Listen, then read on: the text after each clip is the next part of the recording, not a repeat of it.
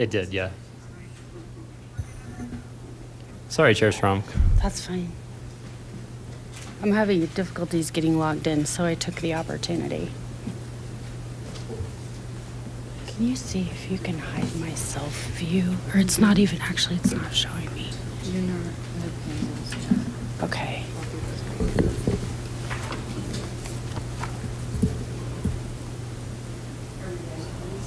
Yes.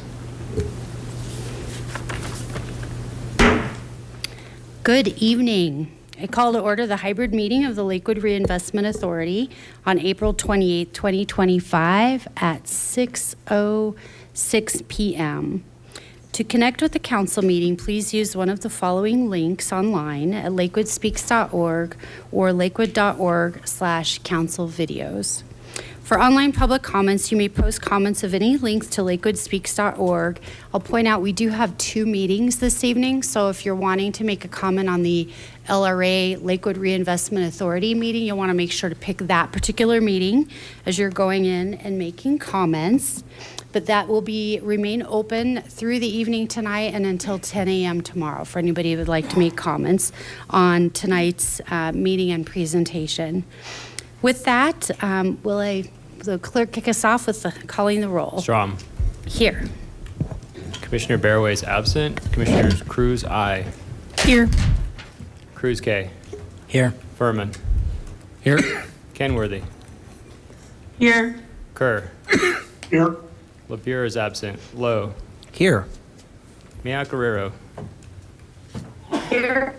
Nystrom. Here. Ryan is absent. Sharzai.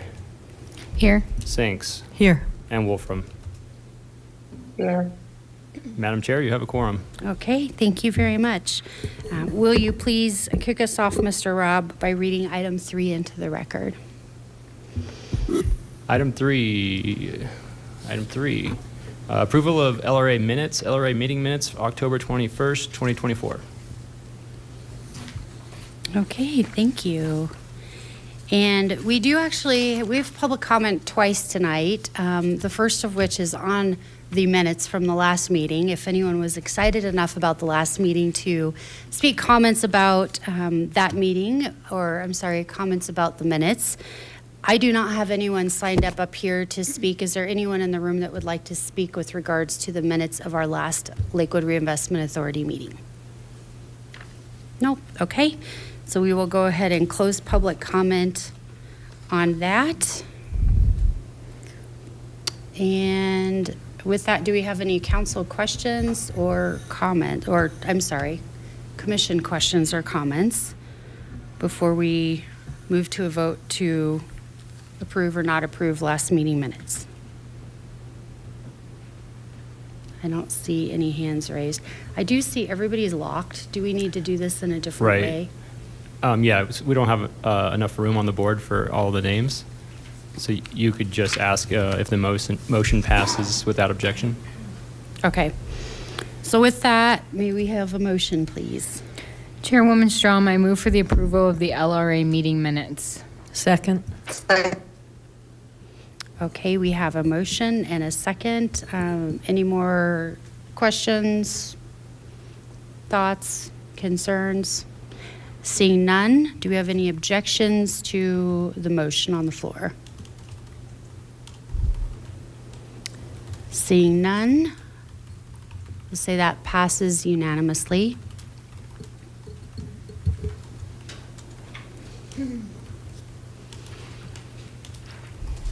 When you're ready, Mr. Robb, we'll have you move forward reading item 4 into the record. Item 4, LRA Resolution 2025-1, recommending adoption of the Bend at Lakewood Urban Renewal Plan and authorizing intergovernmental agreements with taxing entities regarding tax increment revenue.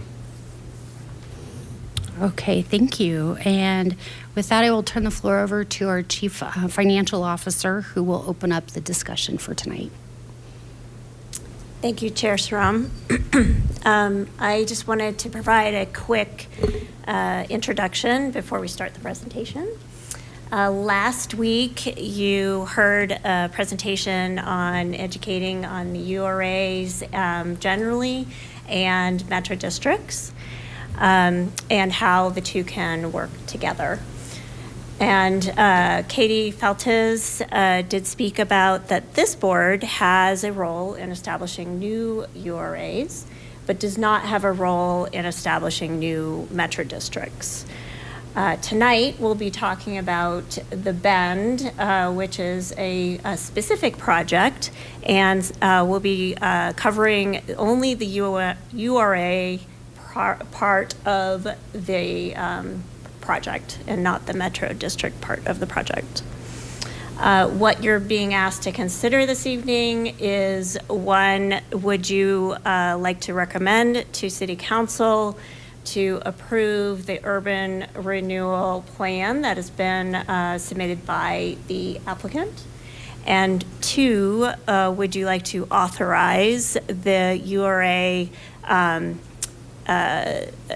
intergovernmental agreements that have been negotiated with the taxing entities that tax on this specific property?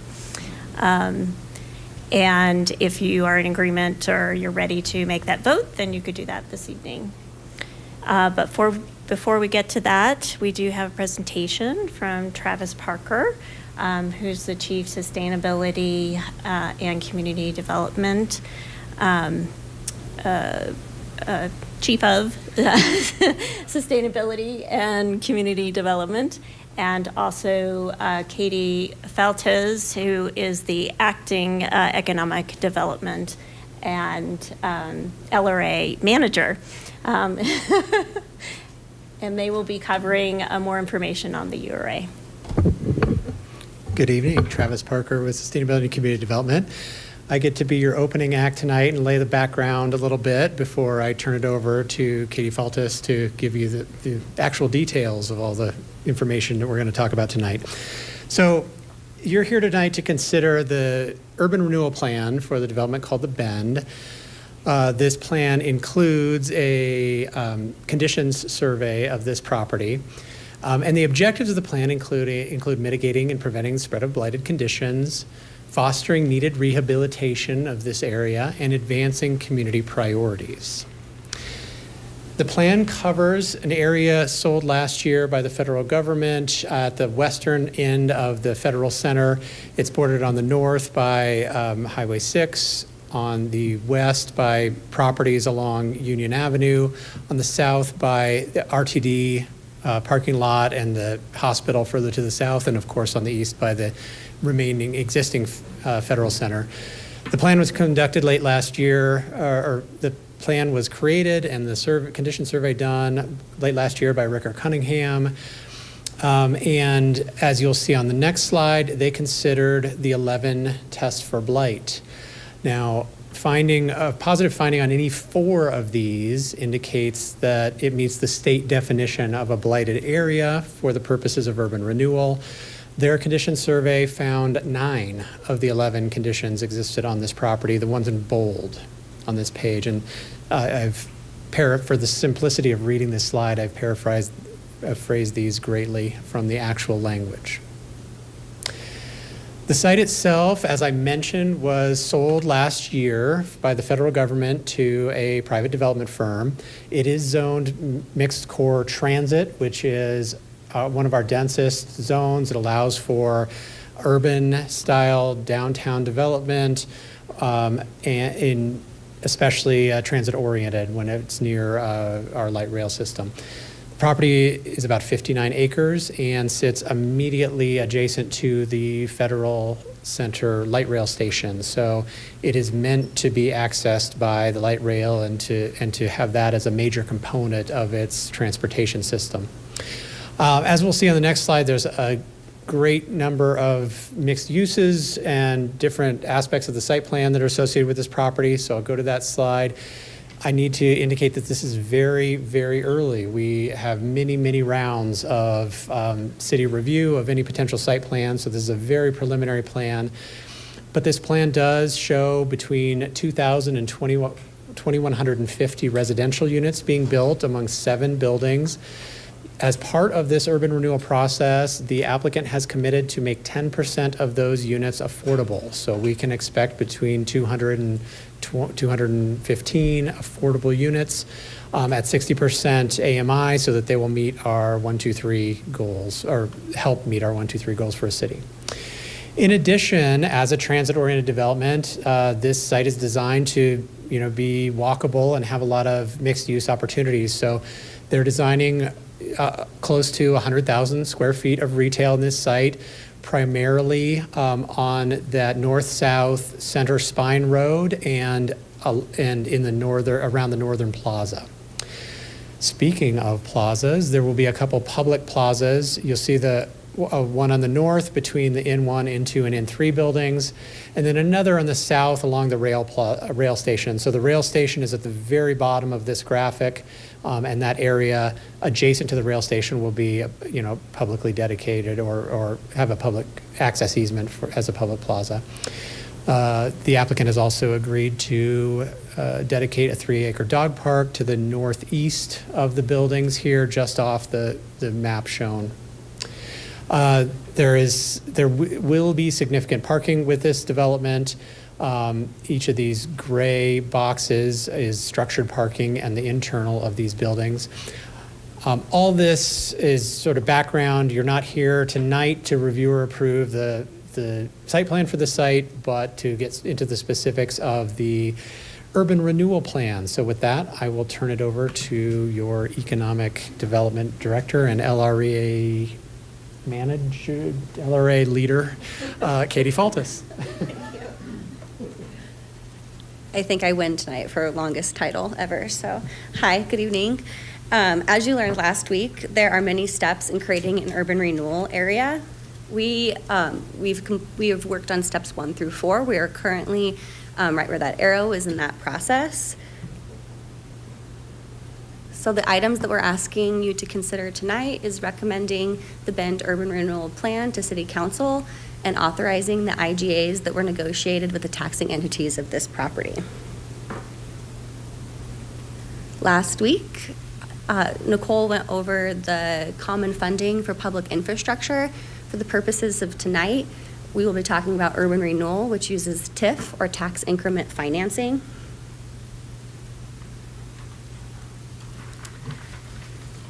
All right. As you recall from last week, the blue box that's in front of you there, that's the base revenue for the taxing entities.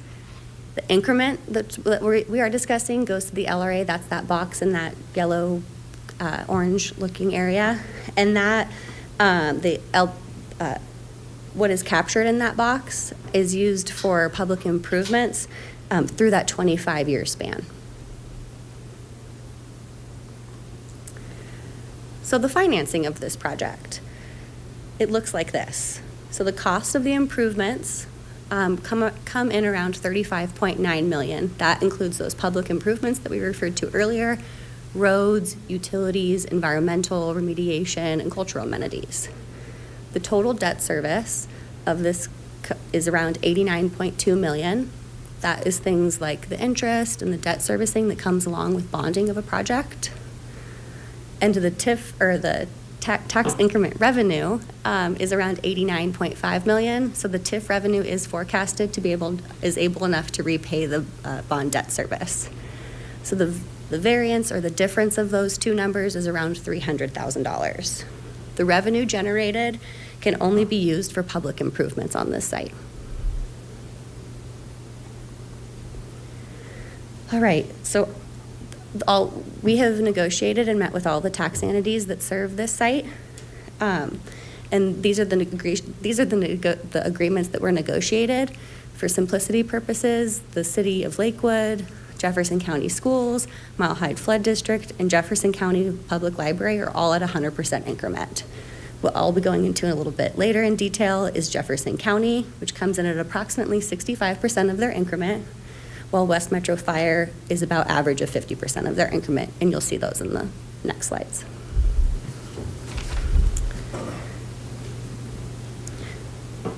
So a unique component of the Jefferson County agreement is that it's on affordable housing. The retained county increment represents 65% of the county's 21.335 mills. By providing affordable housing, the retained county increment can increase based on the number of affordable housing that it can increase by the number of affordable housing that the development provides. As more units are delivered, the county increment increases based on this schedule. So, for example, at 70 units, 70% of the county increment is retained by the authority. 90 units, 80%. 110 units, 90%.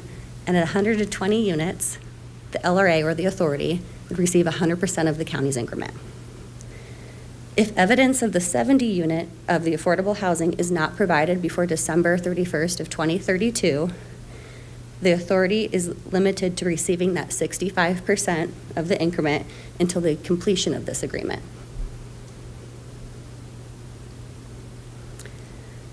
As far as the West Metro Fire agreement, it's a little bit different.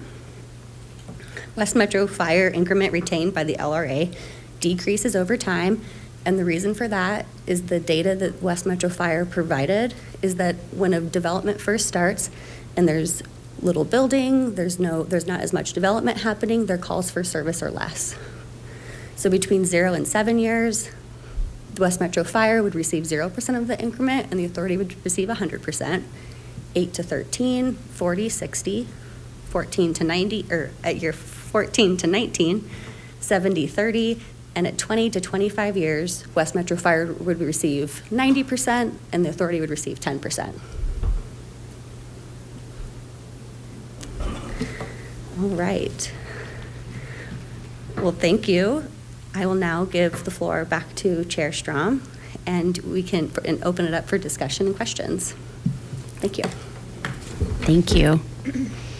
Okay, commissioners, and I'll just take a moment too before we open it up as everyone's thinking and deciding whether to raise hands or not. For more information on this topic, LakewoodSpeaks.org actually has a number of the agreements are all listed on there. The resolution we're talking tonight is listed on there in a staff memo that gives more information. So that's available on LakewoodSpeaks.org, or you can tune into the study session that we held last week that had a much more in-depth presentation with details, as well as a very in-depth council question session. So feel free, if you want to learn a little bit more about that, you can go back to last week's meeting and watch that on YouTube as well. Do we have any questions from any of our commissioners this evening?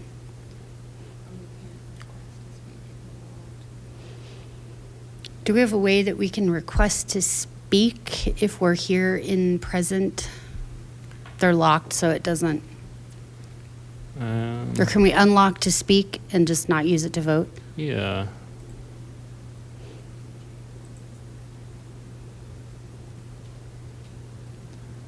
Okay, let's try that again. Anybody who would like to speak, please raise your hand. Mayor Pro Tem Sharzai. Yes, thank you. A couple of questions. I'm looking at page 15 of the urban renewal plan. And I had a question about section 6.3, the acquire and dispose of property. If I'm understanding the boundaries of the URA, it is the 59 acres that we're discussing for the possible Bend development. What would be acquired and disposed of? Is it within that 59 acres, or are we talking about adjacent opportunities? So the plan contemplates the authority of the board or the Lakewood Reinvestment Authority to acquire and dispose of property if necessary. That's not contemplated in this plan, but that is among the statutory authority that would be granted.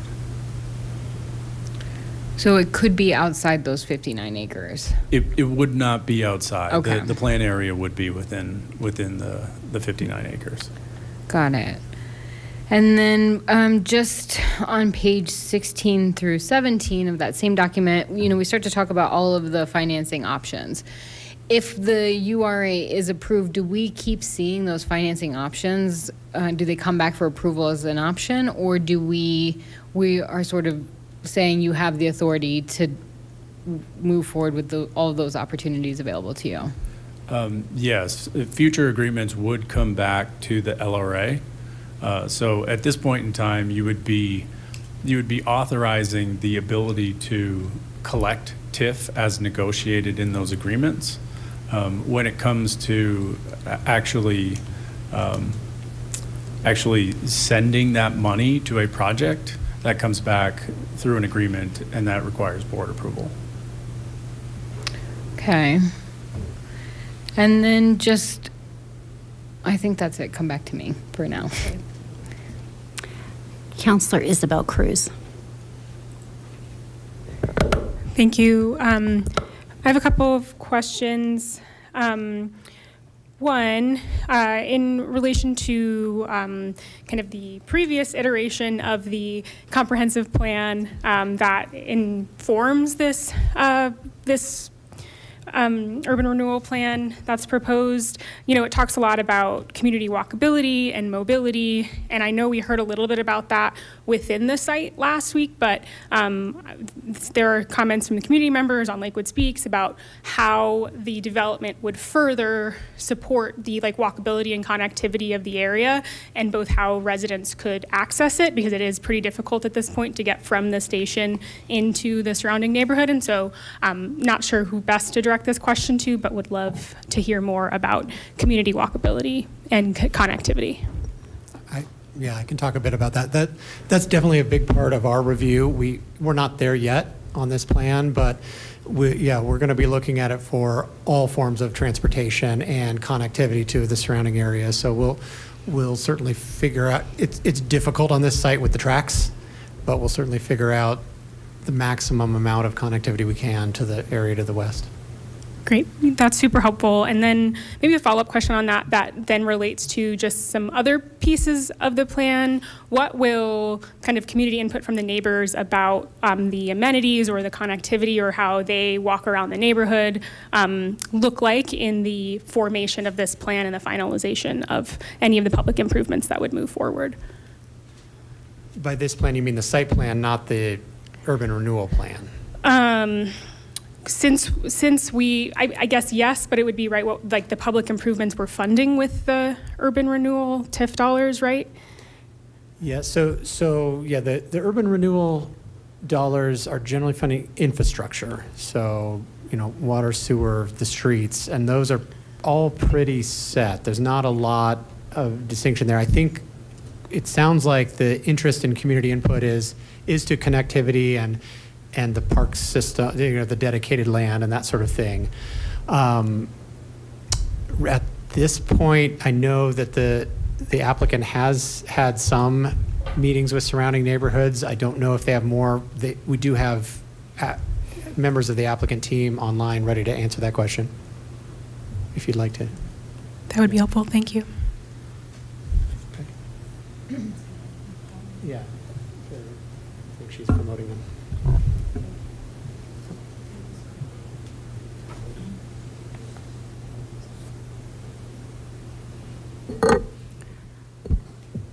Commissioner Furman. Yeah, I think the member of the team is coming on if Okay. Councilor Cruz wants her, or Commissioner Cruz wants her answer.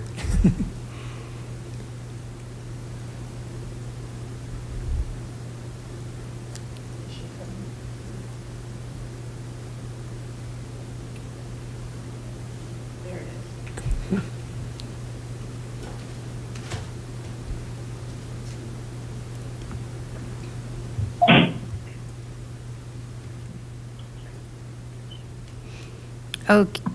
Yep. Ms. Meister, you're on. There you go. Yep. Perfect. Thank you.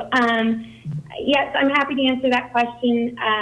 We are meeting with many of the associations for the neighborhoods around. We have received direct comments. We've done outreach to have meetings to share our site plan, and then we've actually received comments.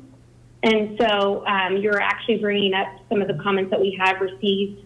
One is on connectivity, specifically from neighborhoods to the west coming from Union onto our site that wouldn't be able to take RTD or get off at that station. And the question is more about getting on a bike or walking and what's a pedestrian-friendly route.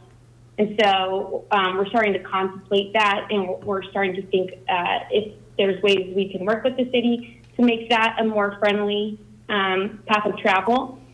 Thus far, we've really focused on people getting off the platform and at the station and what that would feel like. And then the second piece is the feedback we received, maybe about your point to the amenities or the public offering, has largely been how will those plaza spaces or any parkland dedicated spaces be programmed and be made available. And so that's what we're working through as part of our parkland package. And then we'll continue to share updates on anything that relates to retail that I know is another interest for surrounding neighborhoods.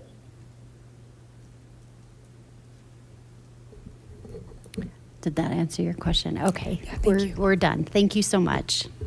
Commissioner Furman. You'll pardon me, my questions might seem very obvious, but I wanted to make sure I understood them. The taxes are retained for 25 years with the exception of the step down for county and West Metro. In the event that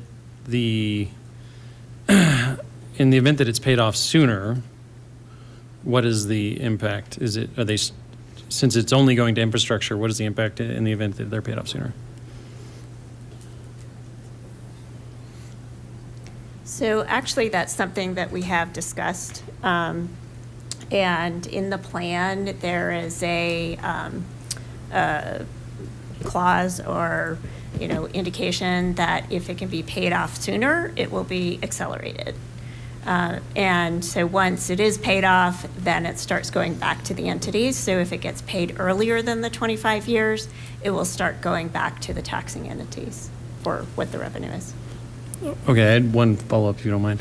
And I'll try and ask this in a way where I'm not asking about money specifically, but is the cost that we're seeing here, is it based on the current understanding of the more extreme connection for the wastewater and water supply? Is it based on the version where they're connecting much further away?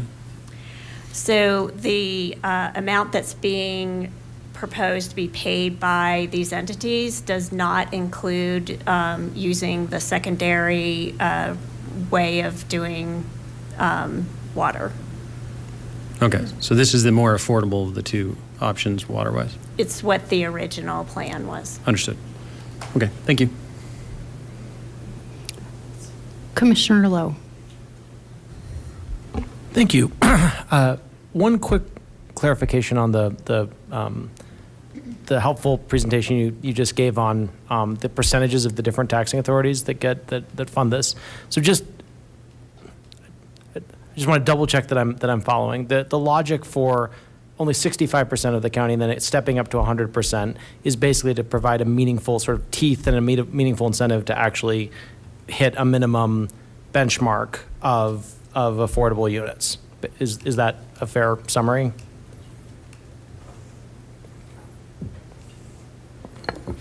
Yes, so because the agreement is that basis at 65, to step up, we have the development would have to meet those goals of the affordable housing.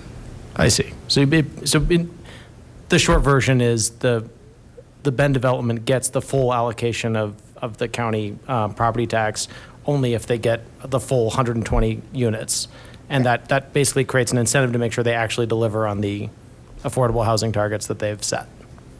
Correct. Okay, thanks. Okay, thank you. Commissioner Wolfram.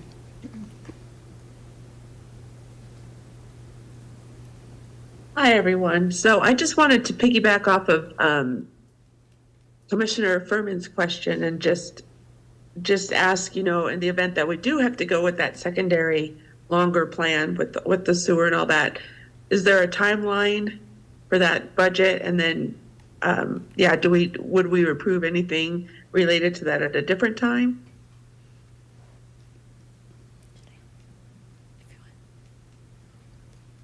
So statutorily, if this plan is approved as it is currently, and there need to be modifications that are deemed substantial, that modification would have to come back to council.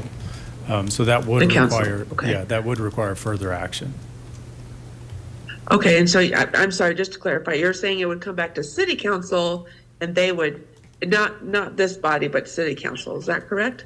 That's right. If the plan Okay. itself contemplated a substantial modification, I will say these plans always plan for some level of contingency.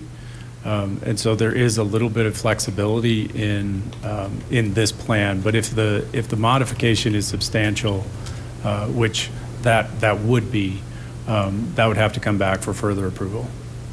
Okay, thank you. Just to add to that, that the way the plan is structured right now is that the developer is the one that would be paying for the difference. Oh, that is also good to know. Thank you. Commissioner Nystrom. Thank you.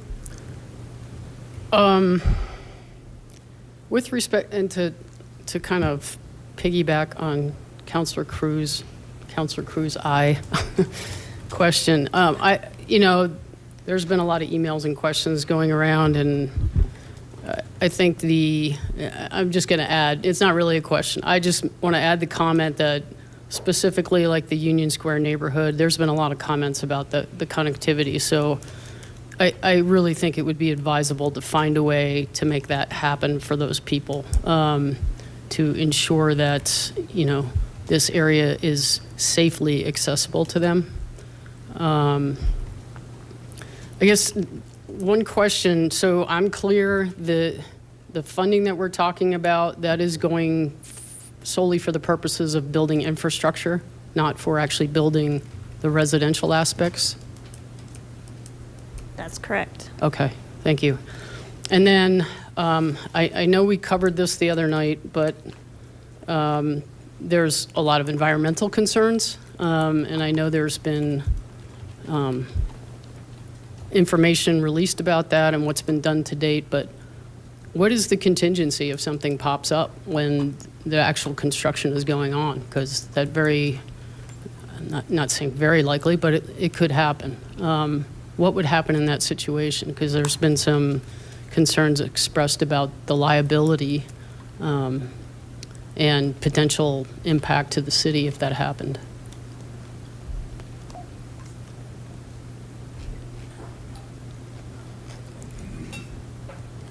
Holly and John, I'm happy to take that question as well, if you'd like. Yeah, I'll make some initial comments, and then Ms. Meister can comment as well. The plan currently contemplates for a substantial sum of money to cover environmental remediation. So that is built into the public improvements. But that's a contingency that we would work through if and when that presents. And what I thought it may be helpful to add is that the way the urban renewal area works is the taxing entities, and so the county and fire, schools, and some of the entities that provide majority of the TIFs here have already negotiated the increments that they're willing to provide to the project, and that's all they're willing to provide over 25 years. It's at this point been negotiated. There's not going to be, there's not a renegotiation if there's a hiccup or something comes up with the infrastructure. And so then what happens with that, there's this tax increment that can be bonded against for infrastructure.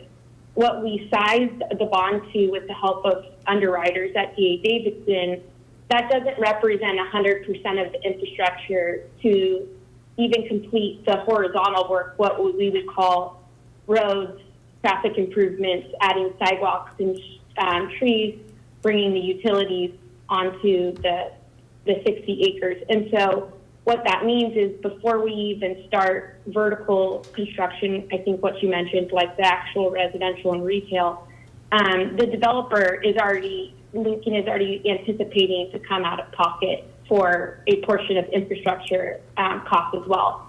So if we get to the point where we're doing environmental remediation and we find something that increases the budget for remediation, there's no liability for the city or any of the taxing entities come up with more funding for the project. That would be a private cost that we would, and we'd go through the steps. Everything would be monitored. I think you heard last time from Vertex, which is our environmental consultant. They're required to be on site during construction in any area that has a MILCA restriction on it. And we do what we call an O&M plan that goes through CDPHE for approval that the contractor is required to comply with, which includes testing as you're going through construction. Okay, thank you. So, no problem. Commissioner Sharzai. Yes, thank you. I just want to build on that point because I think it's an important one. This parcel of land has been fraught with challenges over the history of the city of Lakewood. There's been a number of goes with this, and I think it is in the interest of the community to have a private investor come in and remediate this land. We can all agree, and the studies are showing that there is some environmental impact that needs to be considered. But I imagine that the community would be more frustrated if we were using public dollars to clean this up. So what we're getting here is an amenity that's going to allow for housing, which we need, some public amenities for the community that they're asking for, and a chance to clean up land that we know needs to be cleaned up with an outside investment. So for me, this is best case scenario, and excited to see something first out the gate in this area. That being said, I remembered my question from before. On page 18 of the plan in 7.3B, it talks about a sales tax increment that the city of Lakewood could consider. And so I understand that that's a separate IGA that council would have to figure out. But I wondered if there is a way to attach some sort of requirements to this, because this is the first out of the gate and there is some uncertainty with the federal center. And so what we see come in from this Bend project will set the tone for future investment. And I do want to just ensure that some of the things that are promised around community spaces and amenities are captured as the plan continues to unfold. And so my question is, would that sales tax increment be an avenue to sort of incentivize that what's been promised is delivered? Yes, you can do that. And would that be through the IGA process that comes at a later date, or does that need to be articulated here? It could be either, right? It could be either. Okay. Thank you. Okay, I have no hands up. We will have one more opportunity to go around for comments or questions after we go through public comment. So we'll go ahead and take a pause. And with that, I'd like to open up public comment on this item for this evening's meeting. So this item is specifically relating to the Lakewood Reinvestment Authority. Moving forward, the recommendation that City Council adopts the new Reinvestment Authority. I have no one signed up to speak here. If anybody would like to sign up, we do also, do we want over here, Mr. Rob has a sheet. We can get everybody. Ms. Salazar, we've got with the sheet over here. And one quick reminder too, as we wait, lakewoodspeaks.org is open and available to accept any comments, especially if anyone is not feeling super excited about getting in front of a lot of people to speak their mind.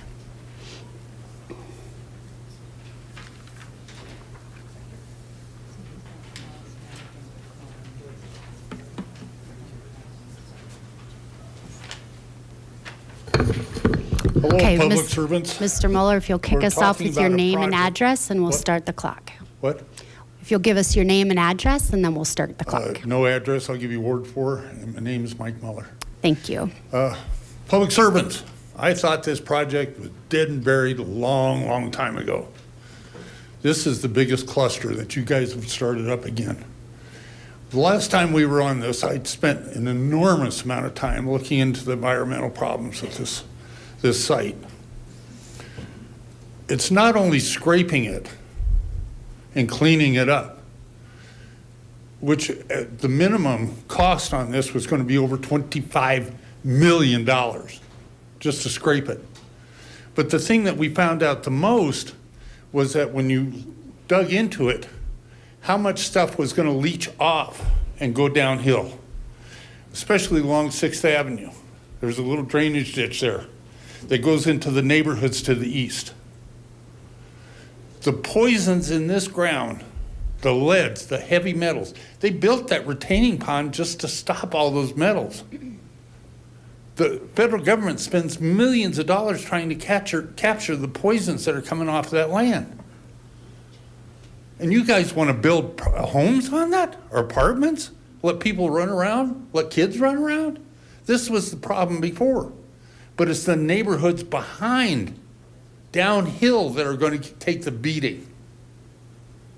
The schools, all the land, you're letting it spread by digging it up. I spent an enormous amount of time digging into all this stuff. There was one company said it's ridiculous to even try and clean this up because it's everywhere. It just leaches to everything. But you simple people think that you can just clean this up with a little bit of money.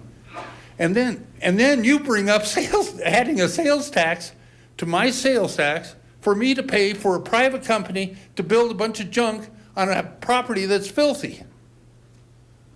What in God's green earth are you people thinking about? Nobody's done it. I haven't heard anything about a traffic study. I haven't heard anything about an environmental study. I haven't heard anything about anything. Have you even talked to Green Mountain? Who's going to be the water and sewer people? Have you ever thought about that?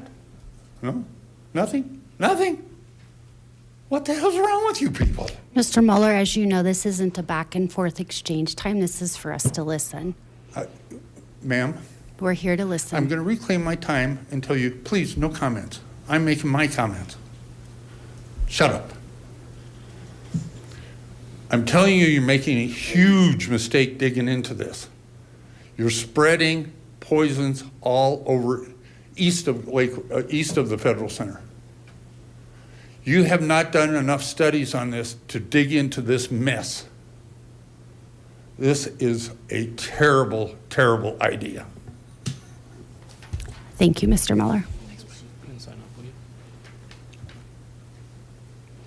All right, anybody else want to speak for public comment before we close public comment tonight? This will be coming back to City Council, so you'll have the opportunity on second hearing to speak again as well. And again, lakewoodspeaks.org will stay open all night until 10 a.m. tomorrow for anybody who would like to add a comment later. And with that, we'll go ahead and close public comment on that. And may I please have a motion? Chairwoman Strom, I move for adoption of LRA Resolution 2025-1. Second. Okay, we have a motion on the floor and the second. Do we have any other council comments, or I'm sorry, commissioner comments, questions, debate, or all of the above? Councilor Cruz, Isabel Cruz. Thank you. I just wanted to reinforce something that Commissioner Sherazai brought up, and I think probably my questions alluded to. I do think with the extensive study that has been done about the environmental conditions, about the provision of certain public amenities and cleaning up the land, that I am supportive of recommending to council that we move this process forward, and would encourage anybody to dig into the very extensive study session we had last week on this and some of the conversation that happened in Planning Commission, right, and in previous points about this land. I'm supportive of us moving this recommendation about the Urban Renewal Authority forward. And I also just want to emphasize Councilor Sherazai's point about, or Commissioner Sherazai's point about thinking about the teeth and the commitments around some of these plans for public amenities and for community benefit, I think this is a really big opportunity with a really large amount of public investment, and we have to make sure that this supports the entire neighborhood and can be a really exciting way to move forward the vision for Lakewood that so many of us have. So I look forward to continued conversations on this. Commissioner Sinks. Thank you. Yes, I'm going to be voting for this as well. I have nothing but respect for the scientific community that does the studies, that has done so much work to make sure this is a safe site. I think those that have the degrees in science and environmental work have thought it through, and they know, and I'm going to trust them on that. I'm also going to say that civility demands that there's no name calling, and so I hope that we would stick with that as well. Commissioner Furman.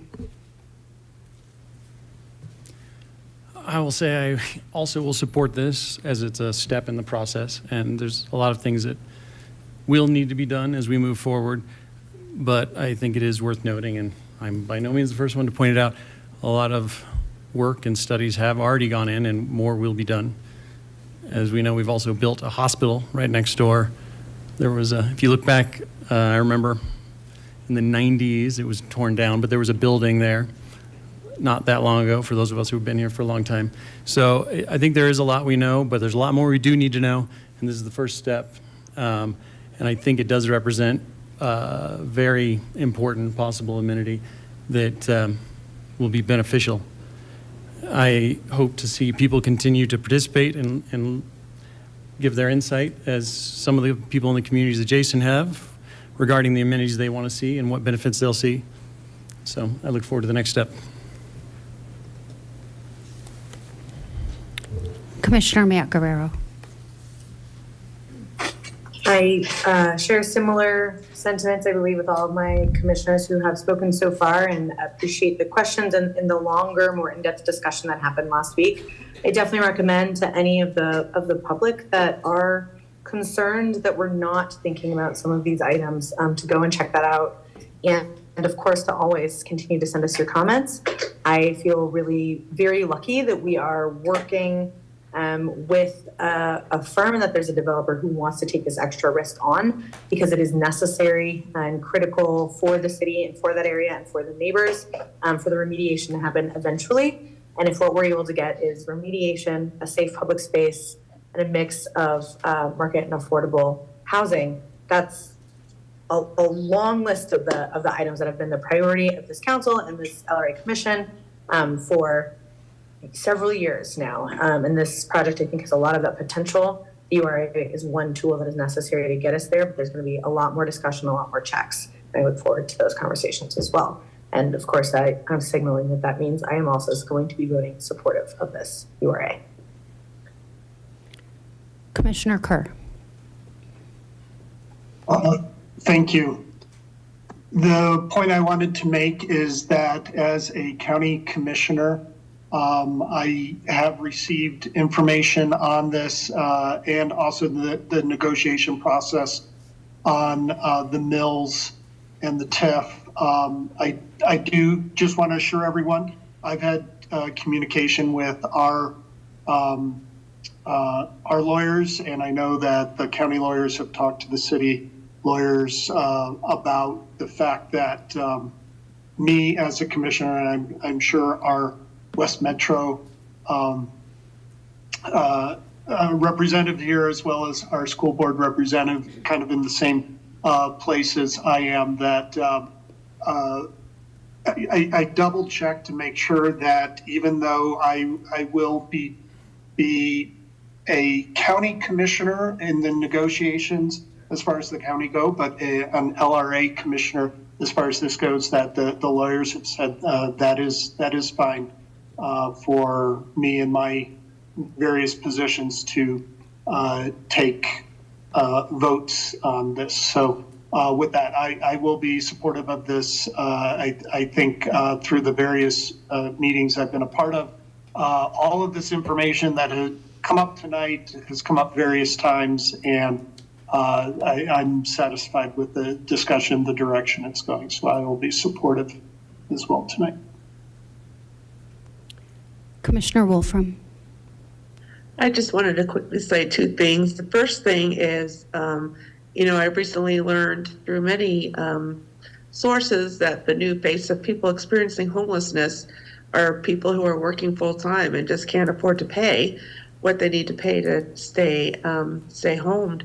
And so I appreciate that this is just a drop or a part of solving that and other problems related to homelessness. And I just also wanted to say that I appreciate that the process is already in place, that, people already are giving their concerns in terms of connectivity, and it's clear you're already listening as we move through this. So thank you, and I will vote for this too. Thank you. Thank you. I will, before we move on to a vote, just give a couple of words about my sentiment, but also encouraging everybody. It's nice to see all of you here this evening. Thank you so much for following this topic, being engaged with this topic. I would encourage you to continue to be.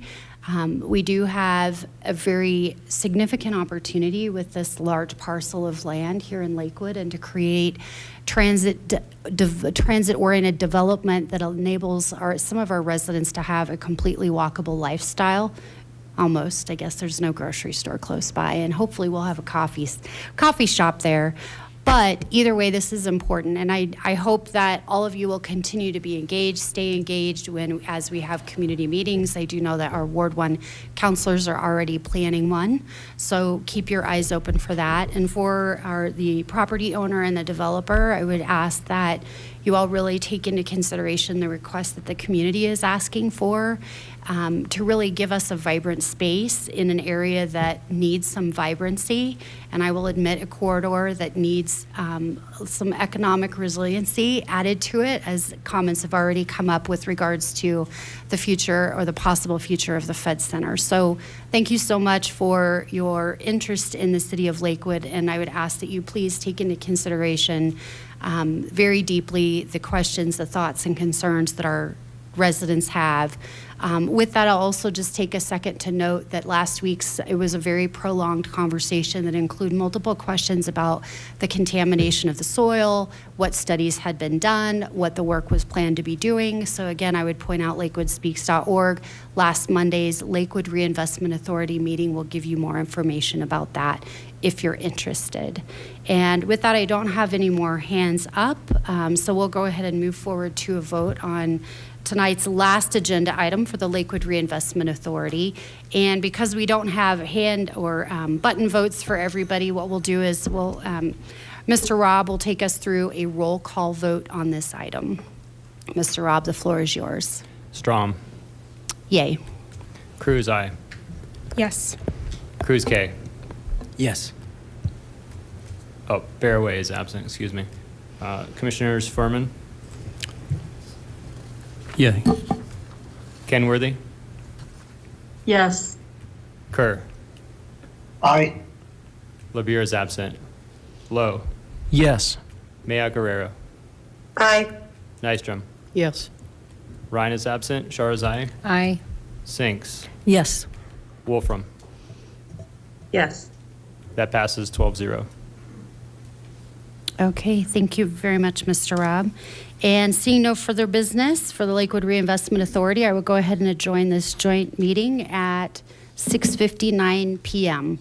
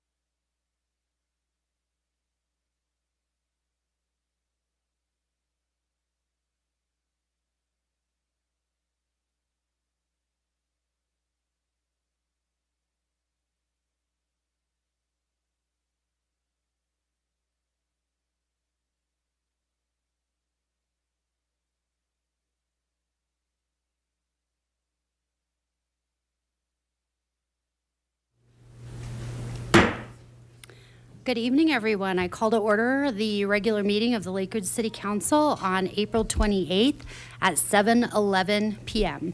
To connect with the council meeting online, please use one of the following links at lakewoodspeaks.org or lakewood.org/council videos.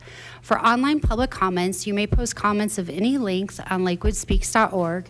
Whether you're here or watching from home, that is our online public forum for public comments, and will be left open tonight and through 10 a.m. tomorrow. If you have any comments that you'd like to make on any of our agenda items throughout the evening, you'll see it. We have a number of spots for public comment throughout tonight's agenda, or if you've got a non-agended public item that you would like to mention, that there will be the opportunity for that too, in person or on lakewoodspeaks.org.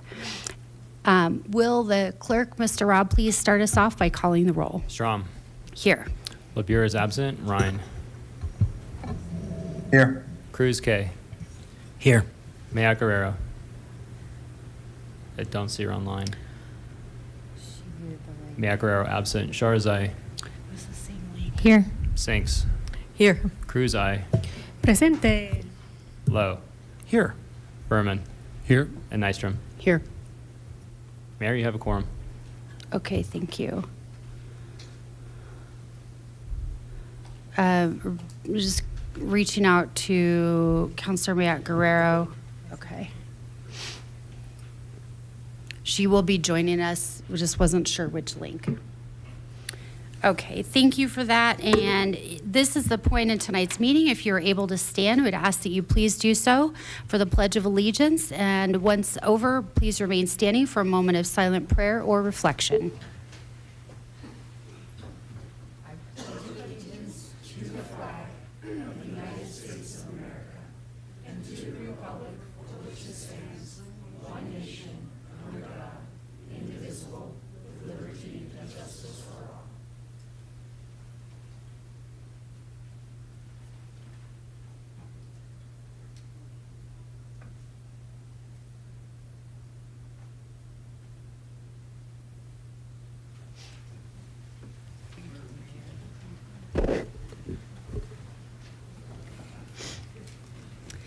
All of the members of the City Council have the responsibility to comply with the terms of Charter 7.2B and excuse themselves from voting on any matter in which they determine they have a personal, financial, or business interest. The City Council is empowered by Charter 7.2B to agree by unanimous vote, excluding the member at issue, to excuse any member of the council from voting on a matter in which they determine such member has a personal, financial, or business interest. And with that, we get to start our meeting this evening with a proclamation with regards to Fair Housing Month. And for that, I'd like to welcome Brenda Lee Connors, our Chief Real Estate Officer from the Metro West Housing, as well as Melanie Diaz, the Marketing Specialist from, West Metro Housing. I did it. Metro West. Oh, sorry. Okay, script's wrong. I did it right. It's a confusing day.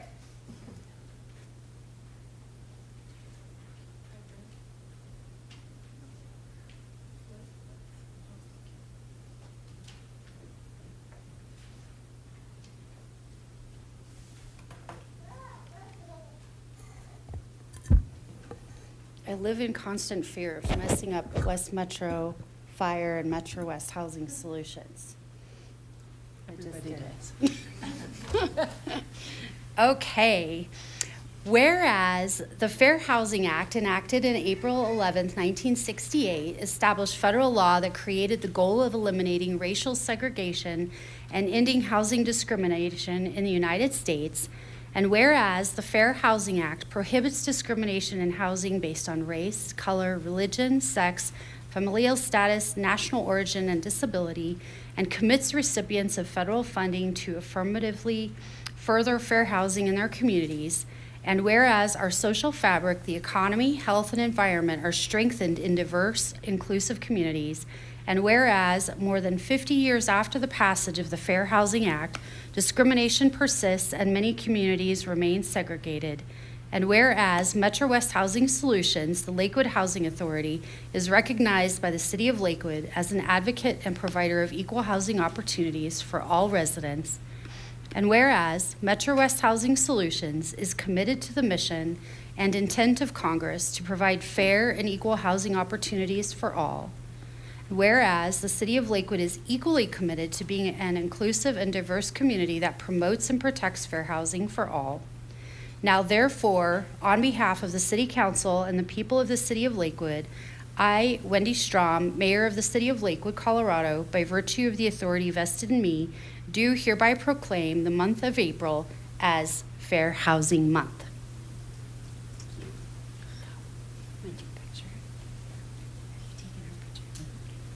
Or do you want to turn around? Oh, there Is we that- go.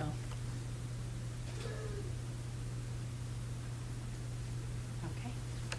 All right, the floor is yours. Okay.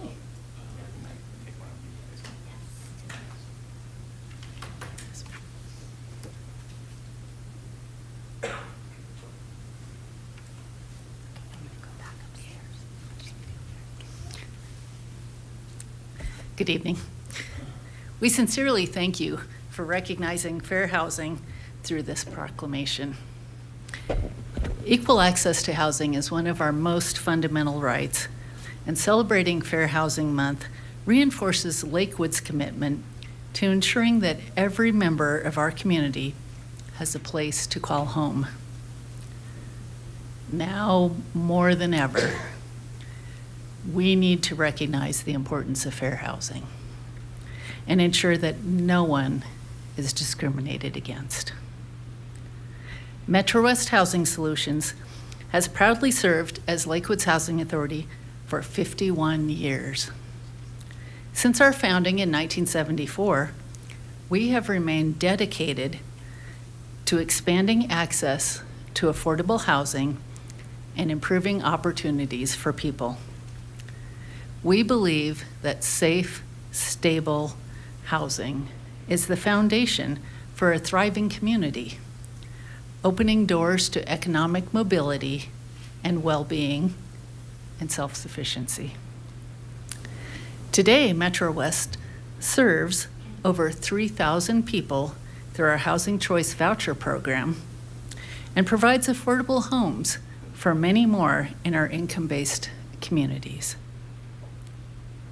However, the demand for these vital resources continues to grow, with 3,869 applicants joining our wait list in 2024 alone, for a current total of 10,760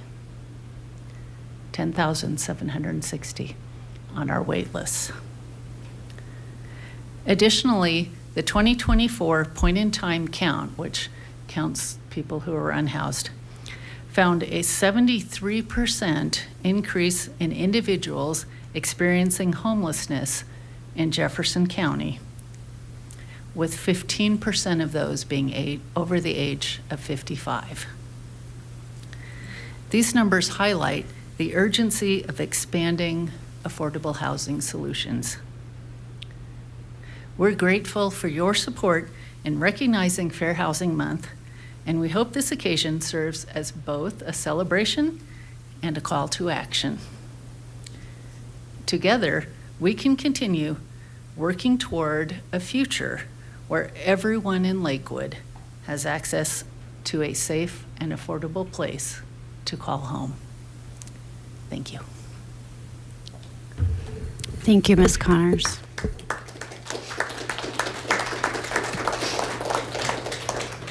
And thank you for all the work that you do to serve our residents in the community. Thank you very much. All right, and this is a point where we will transition over to our initial period of general public comment. So this is general public comment, which means non-agenda items.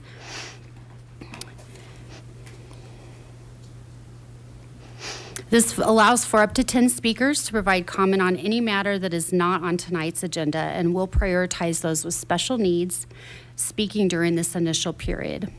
It does require signing up in advance, so for those of you that may come back in the future and want to sign up general public comment, would like to be at the beginning part, please feel free to reach out to our city clerk's office. There is no pooling of time during this initial public comment period. I'd like to also just state that the goal of public comment is to create an environment that welcomes all stakeholders to share their thoughts and concerns. Whether your comments are left on Lakewood Speaks or here in chambers, I do ask that all comments be directed to the City Council and that anyone in attendance respect the decorum of council chambers and refrain from applause or audible support or discord with the speaker or with council. The purpose of this time tonight is for us to hear from you. This is a listen-only session. If you would like to engage in a conversation with your counselors, with staff, or myself, you may do so via phone, scheduled office visits, or by email. But tonight we're here to listen to you. For anyone attending virtually, again, you can leave public comments on lakewoodspeaks.org until 10 a.m. tomorrow. If you do have any handouts tonight for your presentation, we'd ask that you please provide them to Mr. Rob, our city clerk, and he will distribute them to council following our meeting. So I will now call the names that I have to sign up for public comment. When you arrive up here at the podium, I would ask that you start off by stating your name and address or name and ward, and then we'll get the clock started. And first I have Clint Atkinson, then Brad Bruce,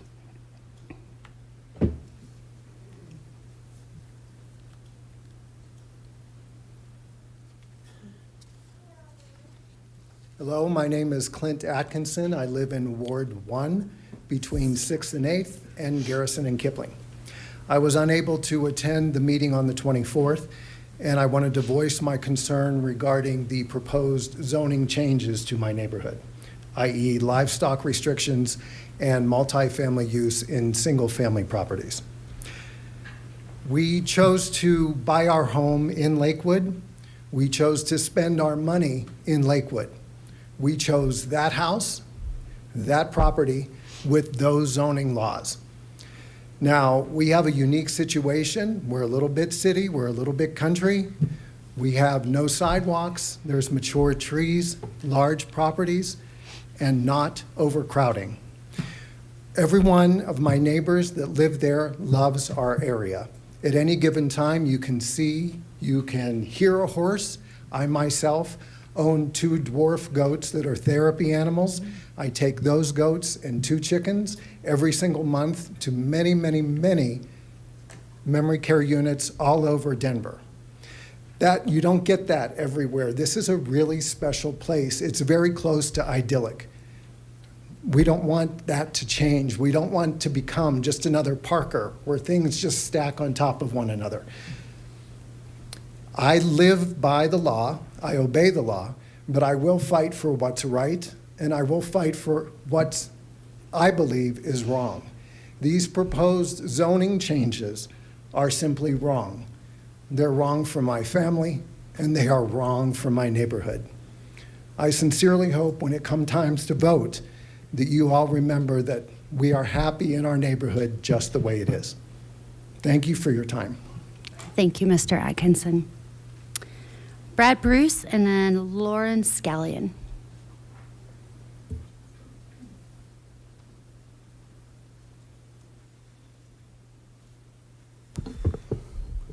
Hello, my name is Brad Bruce. I live in Ward 2. I am here to report that the death toll of Israel's genocide on the Palestinian people has surpassed 52,200 as of yesterday, according to reporting from ABC. That is 1,300 new deaths since the last time I spoke to this body 2 weeks ago. On top of direct deaths from military action, for the last 60 days, Israel has enacted a blockade of all imports into the Gaza Strip, including food and medicine. International aid organizations on the ground, like the World Central Kitchen, have announced in the last few days that they have officially ran out of food for residents of the Strip.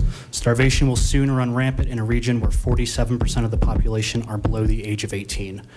I read a report yesterday detailing incidents of doctors forced to strip burning flesh off of children hurt in Israeli airstrikes without so much as ibuprofen. We all saw the images that Dr. Kuzi's presented at the last meeting. Those pictures were taken in January, and the situation on the ground has only gotten worse since he took those devastating photographs. You may be wondering why I care to continue to tell you about this. It's because almost every bullet, bomb, and bulldozer that Israel is using to slaughter civilians in Gaza is paid for with our tax dollars. According to a Brown University Cost of War Project report from 3 weeks ago, the United States has approved $37 billion in weapons to Israel in the last 18 months. That is 6 times the amount that the federal government spent on federal homelessness assistance grants, and we wonder why homelessness is increasing all across the country. Our federal representatives siphon our tax dollars for genocide and leave this city with crumbs and expects you, the city council, to fix all of our problems. I expect my tax dollars to go to making our community better. I want my tax dollars to go to making the lives of Americans better, not to blowing up apartment buildings and hospitals on the other side of the planet. I want better roads, better schools, better funded schools and homes for all, but our federal representatives have continued to send more money to Israel while our community suffers. We spent upwards of $6 trillion occupying Iraq and Afghanistan for basically my whole childhood. Can you honestly tell me that the lives of your constituents wouldn't be better had that money been reinvested in American communities instead of using it on endless war? I thought we had collectively agreed that dumping money and bombs to ruin the Middle East was a bad thing. Why are we continuing to funnel more money into weapons and bombs for Israel? I would like this council to pass a resolution condemning the use of American weapons in Palestine and condemning Representative Pedersen and Senators Bennett and Hickenlooper for their constant support of more money to Israel and their genocide at the expense of Lakewood residents. Thank you. Thank you, Mr. Bruce. Lauren Scallon.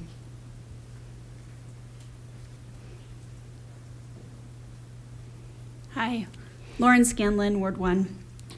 I come before you as an equestrian, an urban farmer, and an IBER neighbor regarding the broad rezoning underway in our city, especially the proposed RLU zone being liberally applied to neighborhoods like mine. There must be a better way to add affordable housing in walkable neighborhoods while retaining mature tree corridors and green zones. The stated goal of the RLU zone is to gently encourage an increase in population density. However, it is being applied to properties like mine that were previously R112 and R19 large lots. This means that my 87,000 square foot property would be held to the same standards in terms of maximum house size, etc., as the new 3,000 square foot lot minimum, which all but encourages property owners to subdivide the last remaining horse and agricultural properties and other large mature green spaces. In specific terms, it means my lot could be divided into up to 30 new parcels without any clear way to get input from the community. If my whole block did that, it would mean up to 180 new homes sharing the same street as the Lakewood High School main thoroughfare. RLU also meant to encourage a walkable neighborhood, but as someone who has lived in London, Tokyo, and New York City, I can tell you that subdivision without consideration for transit and human services will just lead to uncomfortable growth and general discontent. There has to be real planning for these areas beyond building sidewalks and hoping small businesses will open. The solutions I will be proposing to the planning department before the next zoning draft comes out on May 7th are these. Zone current R112 and R19 properties as rural or suburban, depending on size. Keep RLU zoning to areas only around services and major transit hubs. And encourage the redevelopment of large, empty commercial lots, such as those on Colfax, to higher density, affordable housing that could easily be made functionally walkable. Once we lose mature trees and large agricultural lots, we may never get them back. As a neighborhood that is already meeting the goals of the Envision 2040 Comprehensive Plan, I especially ask that the Ward 1 and 2 members carefully consider what an irrevocable effect their involvement and votes will have on the people and environment in their communities. I would love for council members to meet with me, the Jefferson County Horse Council, and the IBER Neighborhood Association to better understand this proposal and see how we can find a better way to add affordable housing and walkable neighborhoods to our community. Thank you. Thank you. And that concludes our initial public comment period this evening. We will have another space for general public comment later on tonight if anybody else would like to speak. All right, and with that, before we open up tonight's consent agenda, I do want to make, there is one update. Item 7C is not ready for prime time, so staff has asked that we remove that from tonight's agenda and vote. So as we're going through the consent agenda this evening, it will be all items listed excluding number 7C as in Charlie. Do we have any other items any counselors would like to pull from tonight's agenda, consent agenda? Nope. Okay, there being none, Mr. Clerk, will you please read the consent agenda into the record? The consent agenda is comprised of the following items. Item 7A, R 2025-18, appointing members to the Lakewood Advisory Commission. Item 7B, R 2025-19, appointing a member to the Noxious Weed Local Advisory Board. Item 8A, O 2025-16, declaring the intent of the City of Lakewood to acquire interest in property for public purposes for the construction of pedestrian improvements along Sheridan Boulevard between Jewel Avenue and Florida Avenue, and authorizing negotiations with property owners, acceptance of conveyance instruments, and condemnation of real property interests, subject to further council approval. Item 8B, O 2025-17, authorizing a supplemental appropriation to the 2025 annual budget of $180,000 from the federal seizure funds for vehicle purchases and equipment. Item 8C, O 2025-18, setting salaries of municipal court judges. Item 9, approving city council minutes. Special city council meeting September 19, 2024. Special city council meeting January 6, 2025. Regular city council meeting January 13, 2025. Regular city council meeting January 27, 2025. Special city council meeting February 3rd, 2025. Okay, thank you. And with that, we'll go ahead and open public comment on the consent agenda this evening. I do not have anyone signed up here to speak on the consent agenda. And as a refresher, or new information, if you're new to visiting us, any comments on the consent agenda would be in relation to any resolutions and the meeting minutes. First reading ordinances are not open for comment until we actually get to second reading. So would anybody like to speak with regards to tonight's consent agenda? All right, seeing none, we'll go ahead and close public comment. And may I have a motion, please, for this evening's consent agenda? Mayor Strom, I move for the approval of the City Council minutes. Order all ordinances introduced on first reading to be published in the Denver Post with public hearing set for the date included in the ordinance, and the adoption of resolutions, all of which were introduced into the record by the city clerk. Second. Okay, we have a motion and a second on the floor. Do we have any council questions or discussion? Seeing none, we'll go ahead. Please cast your vote for this evening's consent agenda.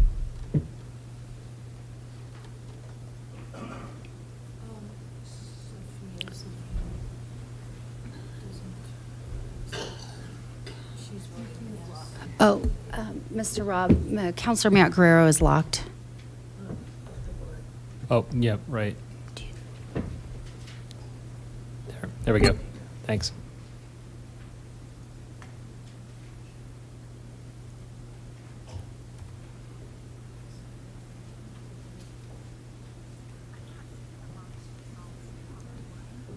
What's that?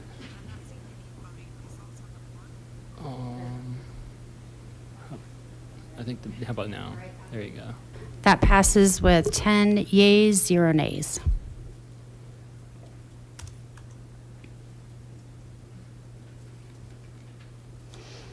Okay, now moving on to ordinances on second reading and our public hearings.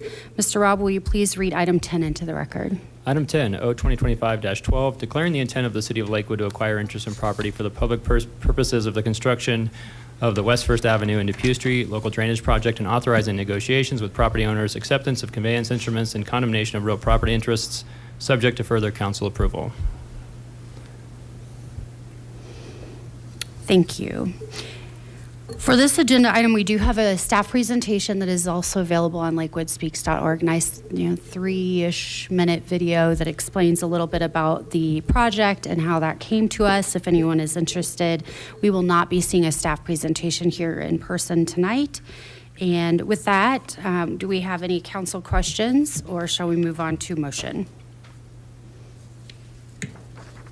Seeing no questions, may I have a motion, please? I move for the adoption of ordinance O-2025-12 on second and final reading. Second.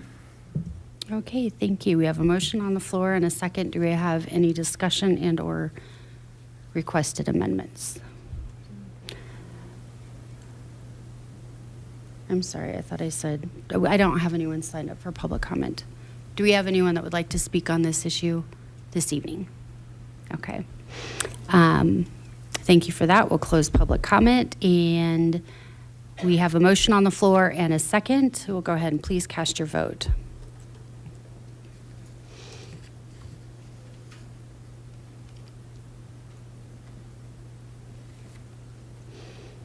Okay, and that passes 10 yeses and 0 nays.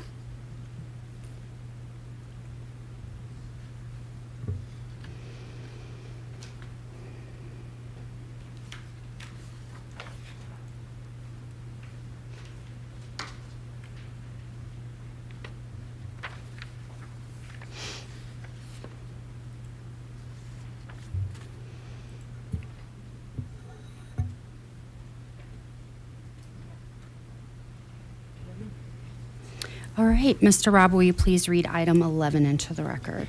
Item 11, O-2025-13, declaring the intent of the City of Lakewood to acquire interest in property for the public purposes for the construction of the West 3rd Avenue Local Drainage Project and authorizing negotiations with property owners, acceptance of conveyance instruments, and condemnation of real property interests, subject to further council approval.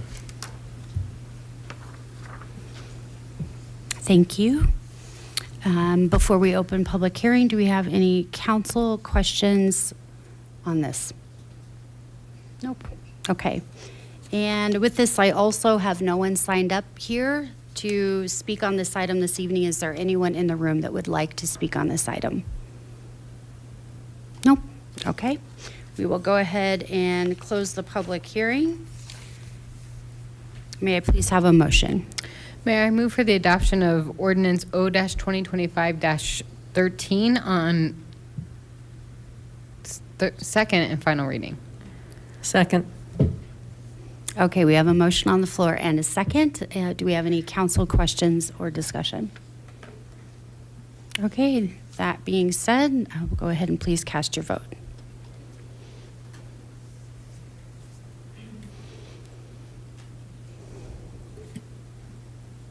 All right, that passes 10 yeses and 0 nays.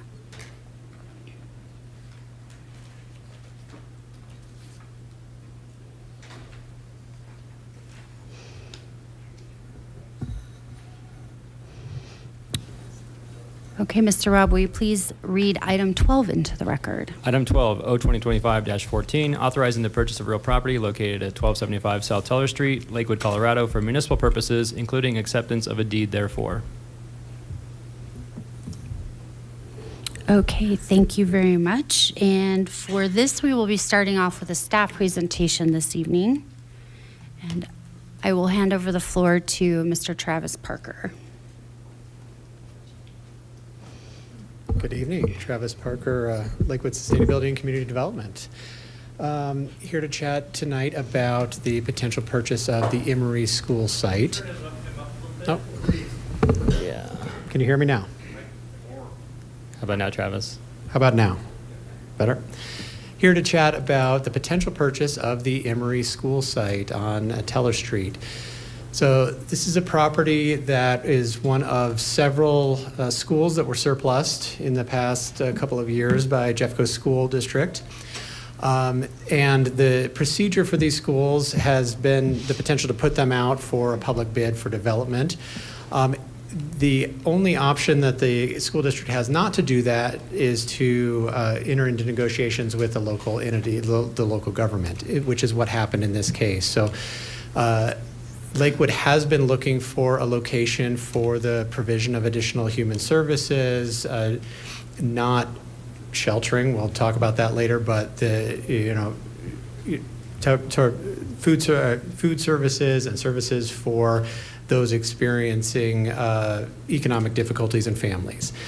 So Lakewood entered into a negotiation, and staff was able, all the way up to your city manager, we're participating in this negotiation. We're able to enter into a deal with the school district to potentially acquire this property for as little as $4 million, which is significantly under the market rate. It's a good deal for this, the Lakewood citizens and the school district as a potential purchase of this property. The site, as you'll see, is about 17 acres. The plan, if it is acquired by the city, would be to divide it into 2 parcels. The western portion, which contains the school building and the parking lot, and the eastern portion, which contains the current field. The idea would be to use the existing Emory School building to support families and empower individuals. That's the plan right now. There has not been an identified user of this building. There is discussion of entering into negotiations with associations like the Action Center, but that conversation will happen if and when City Council authorizes the purchase of this property. There are no plans for the eastern portion of the property. I will make very clear that there is no plan to provide any overnight sheltering or any homeless sheltering on either property. And any use of either property will come back to this City Council. The discussion tonight is about the purchase of the property, is about authorizing city staff to purchase this property at the agreed upon price of $4 million. If the property is purchased, if the authorization is given to purchase this property, the city will enter into a contract with the school district that will provide us a year prior to closing in order to enter into negotiations for the use of that building with Action Center and potentially others. If we are able to enter into a contract with another entity, we'll bring that to City Council. If not, at the end of that year, this property reverts to the school district, where they can then enter into the public bidding process. With that, I'll sit down and take any questions that you might have. Thank you, Mr. Parker.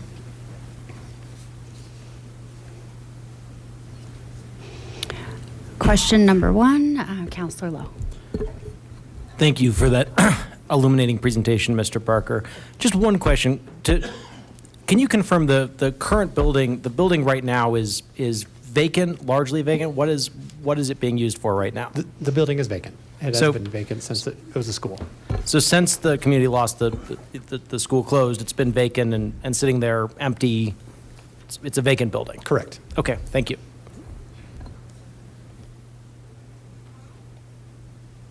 I have no other hands up. All right, we'll go ahead and move forward, and let's go ahead and open the, I'm sorry, Councilor Ryan. Sorry, just one question. And I know we're still identifying who that partner may be and what the uses may be, but could we have a commitment from the city that there would be some community, I don't know if input's the correct word, but a presentation to the community when there is some initial plans on the use of the building? Absolutely. That should have been part of my remarks. There would certainly be not only a trip to council for approval of a future use of this building, but a community meeting to get community feedback on any potential user as well. Thank you. And hopefully that community meeting takes place prior to it coming to City Council, I would assume. Of course. Okay, great. Thank you very much. No other questions. Councilor Mayotte Guerrero.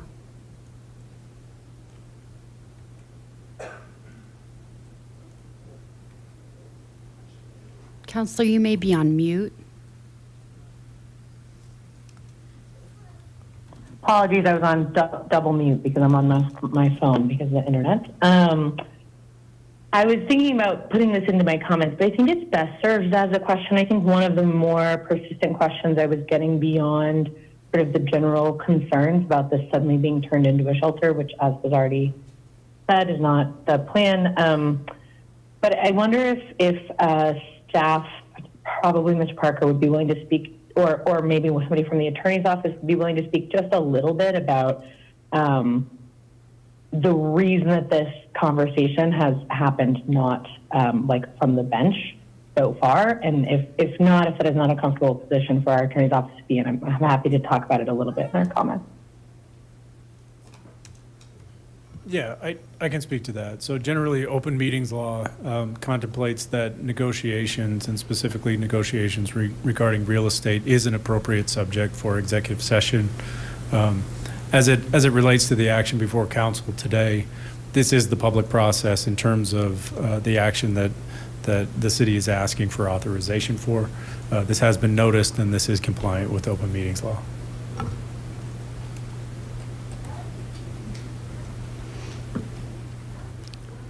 Okay, Counselor Sinks and then Counselor Nystrom. Thank you. So a purchase price of $4 million. How does that compare to what could have been charged, or the price, the market rate for such land and the building and so forth? Does anybody have an idea about how much it could have cost?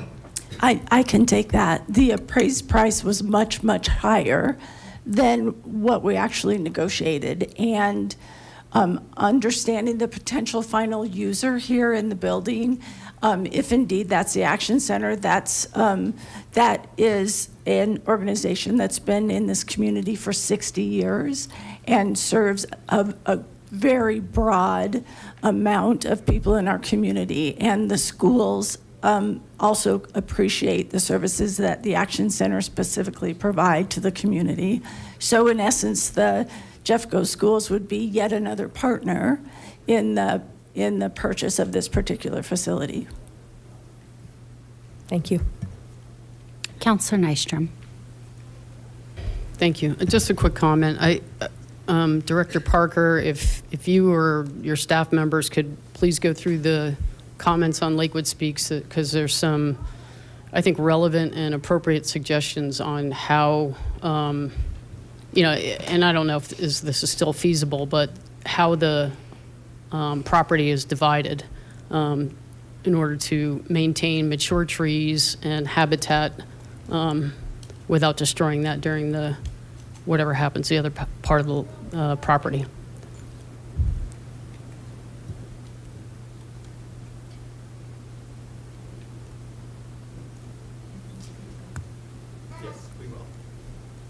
Yes, we will. Sorry. Counselor Lowe. Yes, thank you. I think I was planning to bring this up just a little later, but I think the time to do it is now. And I appreciate Councilor Ryan already asking about this, but I just want to double click on this because this is obviously a matter of some some interest to my Ward 3 constituents. I had a chance to briefly speak to the city manager about this. So just to confirm, there will be a public meeting for neighbors, for anyone around the current Emory site. It'll be noticed. We will have a chance to promote it and share it with our constituents before any final decision. But even before it's brought back to council and a final use for either part of the site that Mr. Parker talked about. That there will be a meeting where neighbors will have a chance to ask questions, learn more, share feedback. There will be a meeting. Yes. Great. All of that. Something that some folks have asked about, so really appreciate city staff committing to that, and I think it's important, and I will certainly do my best when it gets scheduled to make sure that everyone in the neighborhood has the date, location, and the details on how to participate well in advance. And I will add, having a recent conversation with Action Center last week, they're very committed to not only getting feedback and hearing concerns and questions from the community, but also really designing what that space might ultimately end up looking like as it's a community center. Some of the conversations might be, around early childhood education, school enrichment, job training, things like that. But they're very interested in engaging with the community to understand, what do Lakewood residents need? What kind of services can we provide, especially given the fact that, we've got, like, say, the Clements Center that does older adult programming that's on the further northern side of town. The southern neighbors don't have that same opportunity. So this is really an exciting chance for us to bring some of that programming down south, and that will very much include a process that makes sure that we're looking and hearing from all of our neighbors around there to be best informed. I don't have any other hands up, so with that, we'll go ahead and move on. We'll open the public hearing. And first to speak this evening is Asha Ferrer. Then I have Doug Schaumeres, and then Caroline Pardo.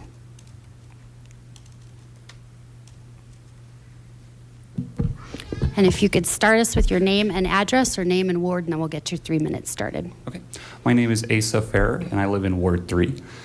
I support Lakewood purchasing this property, and I'm glad that the City Council is considering it.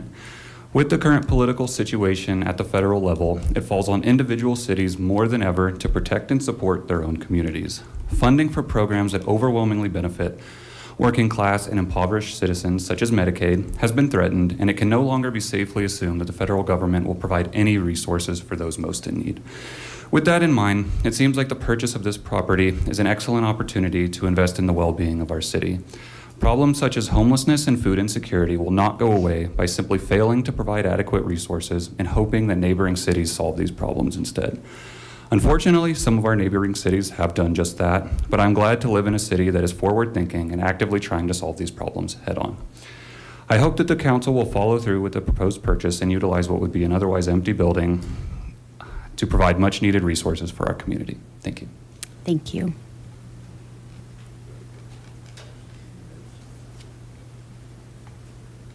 Mr. Schauman. Good evening, everybody. My name is Doug Smausch. I live at 7583 West Arkansas Avenue.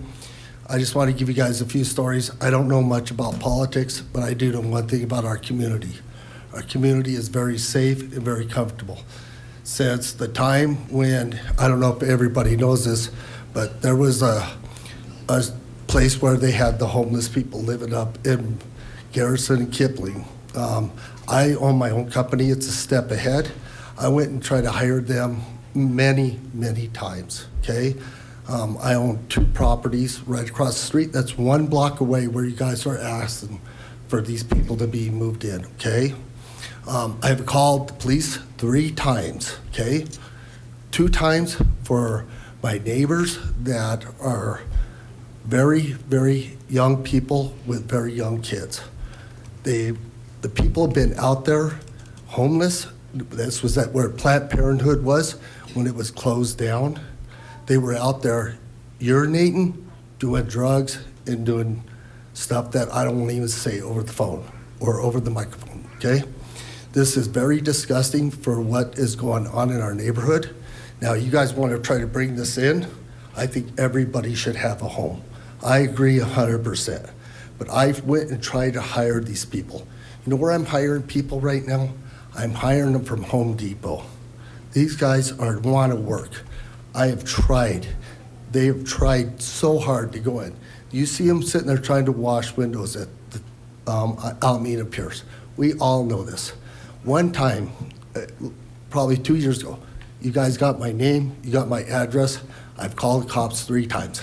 I had a homeless guy, or I should not say a person, come from across the street living in a tent that the police took that night. They came to my door bleeding to death. They took him. This is what the police officers told me. I had 2 German Shepherds that had to try to protect my home. I could not even open my door. My wife could not even get out of the bed. We were scared to death, okay? This is not a good thing for our community, I don't think. And I mean, like I said, everybody should have a right to have a nice place. But I have offered these people many, many jobs, many, and I've not had one accept, not one. And I could go to Home Depot.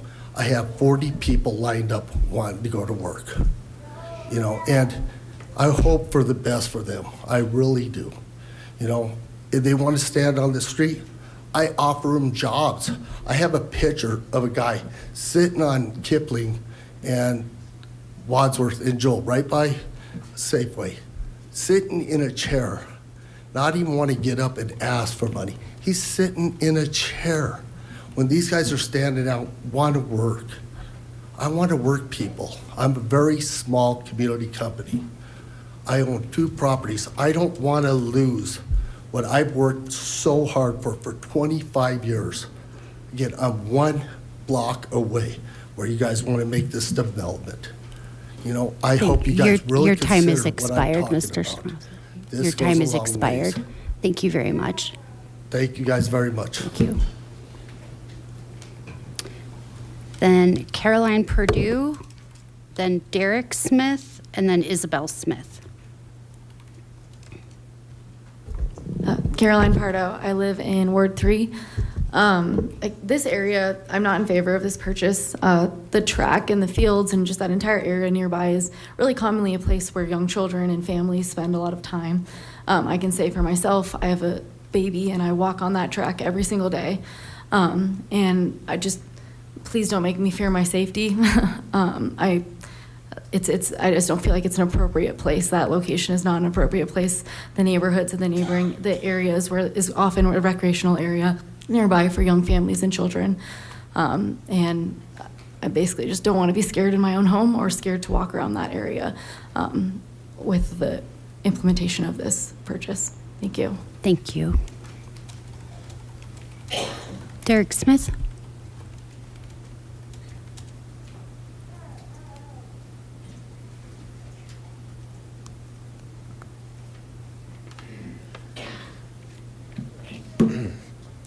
My name's Derek Smith. I live right next to Emory, 7405 West Arizona Place, right next door.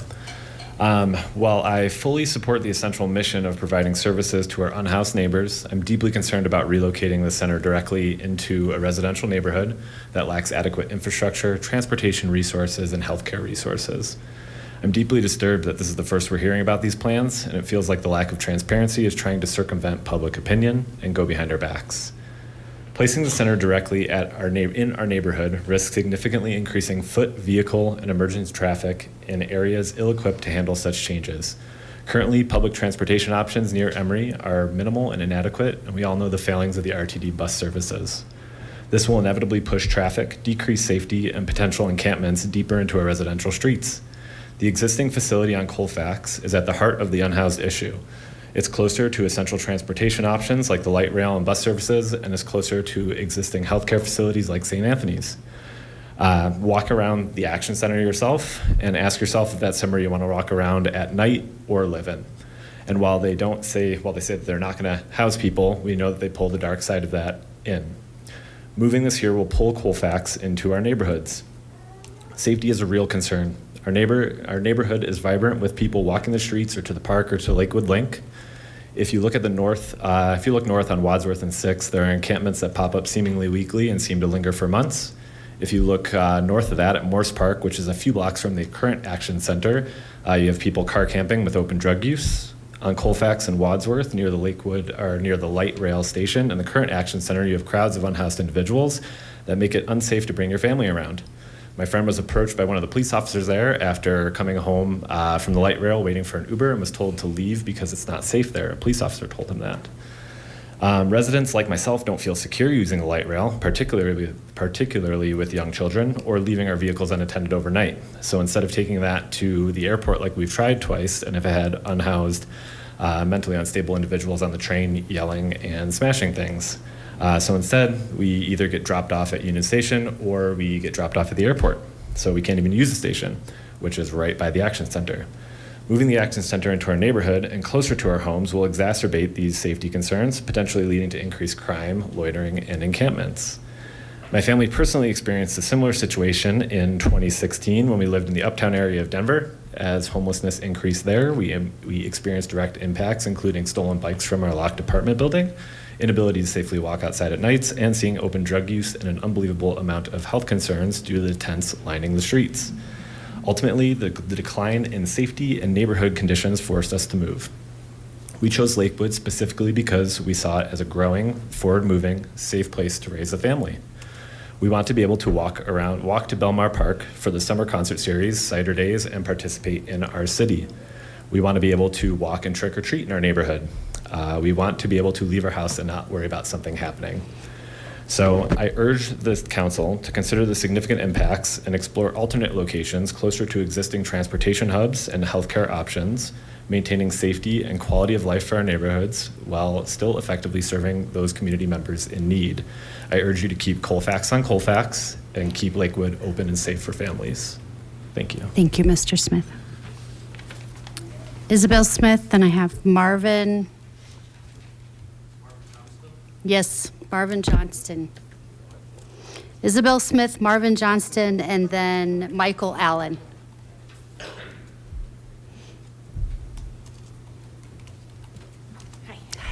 I'm Isabel Smith, married to Derek. You see my daughter, 1.5, in the back.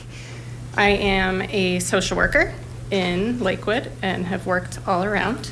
I am here to advocate for my family, also for the homeless, and individuals on Medicaid, individuals who need these resources.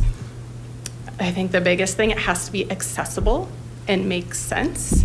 And pulling it from the light rail or where housing opportunities are doesn't make sense. It is pulling a problem. Kind of what my husband said, advocating for my family. I've worked in it. I know what it looks like. I know the surrounding area. I've lived in it. We lived downtown. That was great until it wasn't, which happened very quickly. It's not safe to raise my family in. I do believe people deserve equal opportunities, but I think this is going to make it harder for them. This is not affordable housing for these individuals. This is making them find transportation to a place where they're not going to live for, many years until it's gentrified, until they can afford to live there after this area would be beaten down, unfortunately. We love our community. Like my husband said, we go to all the events. We love Lakewood. We chose Lakewood because it's west of everything and safe and so comfortable. And unfortunately, this would ruin it. And we and majority of our neighbors would be gone.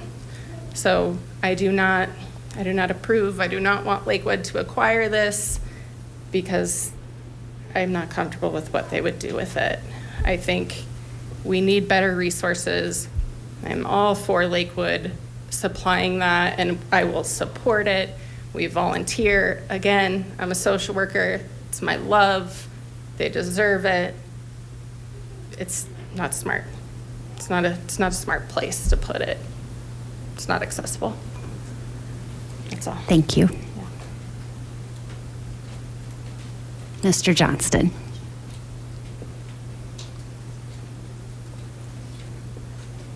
Hello, Marvin Johnston, Ward 4.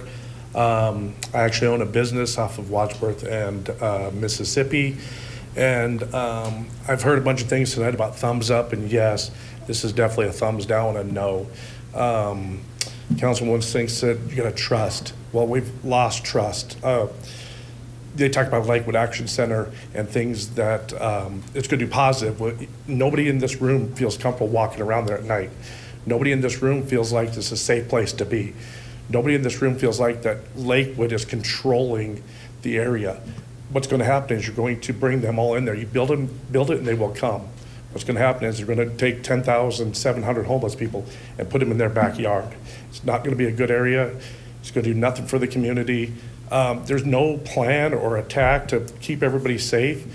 I don't believe that Lakewood is in a fix and flip kind of situation by buying this at a bargain price and not have a plan to sell it later on or do something else. I just think that they're being, kind of steady fast about getting it done. I mean, turn it into a park, turn it into open space, build a big rec center, do something positive for the community. There's not a whole lot of plans there. And I don't have a lot of trust that you guys are going to keep everybody in the loop and tell everybody what's going on. I also don't have a lot of trust that that's going to be a safe area. It's going to do something else. And as everybody else said, Mississippi's already busy enough. You got people going to the schools. You got parents all over there. The kids are walking up and down the street. And now you're going to pile a whole bunch of cars and nobody's got any actions. I mean, it doesn't make a whole lot of sense in my world. And I hope other people see that as well, because I just can't see that there's a positive to this way. Other areas have tried to do the similar things. Las Vegas, Oakland, LA, they've tried to do stuff. It's a tough thing to do.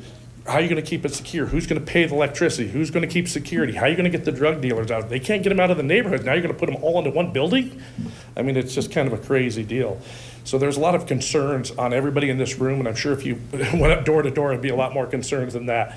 And I just think that there's as you said, trust. There's not a lot of trust there. There's not a lot of belief that this is going to be a positive impact. It's going to be something that's going to make sense.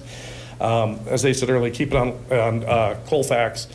Kind of a sad thing because Colfax is also Lakewood, and we've done a bad job of keeping that safe. I mean, back in the day, they cruised up and down, and now kids don't even want to walk around it. Nobody parks their car at the light rail. I mean, I don't take the light rail down because, again, it's a scary piece to do, you know. So I just think there's a lot of better avenues to do something else with this property if Lakewood is truly trying to buy it at a bargain and do something beneficial to do that. I mean, there's a lot of other things besides turn it into an action center or do it a homeless encampment or one of those reconnection centers or things like that. I just think, in my opinion, and I think everybody else kind of agrees, this is a no. It's a thumbs down. So I would strongly encourage the council to say no. Thank you, Mr. Johnston. Michael Allen, then Brad Bruce, then Merlin Bender.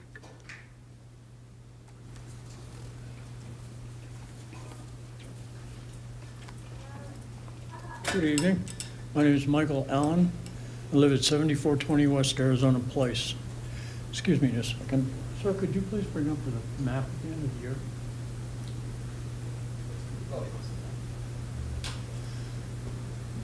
You're asking about local equivalents. On that map, right over there it says West Mississippi Avenue, and then it says West Mississippi Avenue again. Down below it's West Arizona Place and West Arizona Place.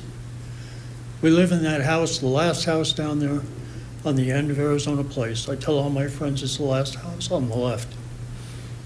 But that house and that property right there is worth almost $750,000. You want to sell this property for $4 million? For all of it? Wow.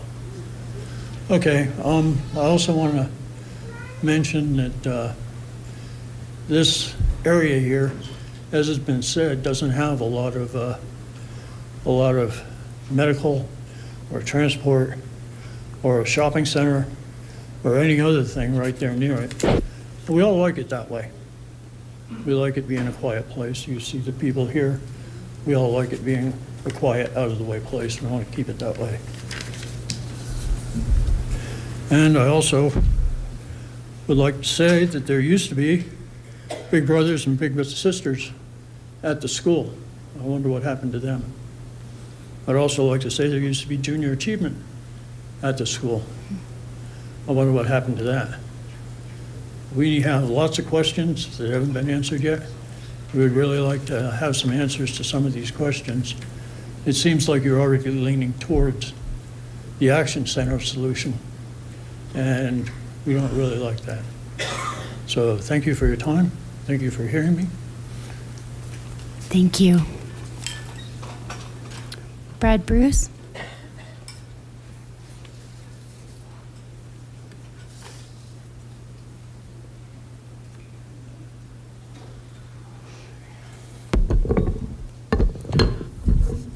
Hi, my name is Brad Bruce. I live in Ward 2. I'd like to speak today because I'm incredibly in favor of this ordinance. It seems like a great deal to me, and it seems like the city has some great ideas for the use of this 17-acre plot. I am someone who grew up incredibly poor. My family often needed outside help from nonprofits and churches. If this plot of land was ultimately used to provide a community center where people could learn new skills and better get jobs and stuff like that, that would have been a much improved, that would have made my life as a child much better had I had that opportunity. So I really do think this is a good idea. The planned project would help working class Lakewood residents who need help more than ever. And it's a good opportunity to reinvest into the well-being of the residents of the city. I also live about half a mile from Recovery Works on Colfax. I really haven't had any issues living there. I've lived there for, I'm going on 5 years now. Homeless people are not evil monsters. They're our neighbors. They're just people that are being taken advantage of by a system that this country's built on, where the top richest 1% own the vast majority of wealth produced.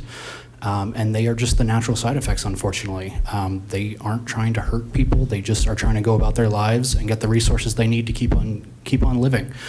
I go on walks at night around the Recovery Works. I take the W line. It hasn't really been a scary place for me. I also take the bus down Wadsworth all the time. I would love if it ran more frequently than every 30 minutes, and maybe that's an opportunity for the city to give RTD more money to run the 76 bus every 15 minutes like the 16 on Colfax. But I don't think that the lack of the current bus situation on Wadsworth is any reason to kill this project. I also love the suggestion that Ward 2 should just always be delegated to picking up every issue the city has.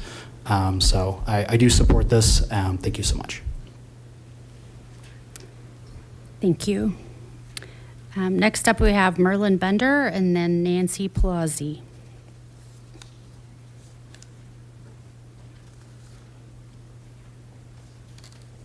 Hello. I'm Merlin Bender, Ward 3, and some of this is going to go directly to Ken Cruz here and Roger Lowe. And one question I have for everybody in this room is, ask yourself the question, where do the users of a future action center spend the night? I used to be a landlord for 25 years, and I can kind of tell you where I think they're going to end up. I live at 7255 West Kentucky Avenue. I'm just south of Weir Gulch and the Bonfils-Stanton Park. And being that close to a place where homeless show up, I've seen a lot over the years. And in particular, I want to write down, have Ken and Roger write down these two, there were City of Lakewood requests that I placed into the system. The first one is request 56361. My name, my cell phone number is in there. You're welcome to call me and discuss those at length if you'd like. That first request came in November of 2024, and I kid you not, that week the wind chill factors were down to -25 below, and I cannot believe a family spent the night in the open space or out there north of my yard burning propane. And I know when the cop showed up and the social worker showed up, 5 days after I put this request in, I watched it intently, I saw them haul out 8 20-gallon propane tanks. They're burning fuel. That's the only way they could keep warm all night long. And the result was the social worker came out, and I'm not going to have a lot of time to talk about this in 3 minutes. The people would not go to a shelter. They moved downstream into the willows, and they kept living. And it was a wife, the husband, and a teenager out there. I could not believe they were out there and it existed out there. I grew up in North Dakota. I thought I was tough. These people are tougher. So there's another request that I'd like to speak about. The City of Lakewood request is number 67004. Again, that's 67004. And that, again, was put in November of 2024. And in regards to one of the big concerns we have in our neighborhood there is potential fire hazard.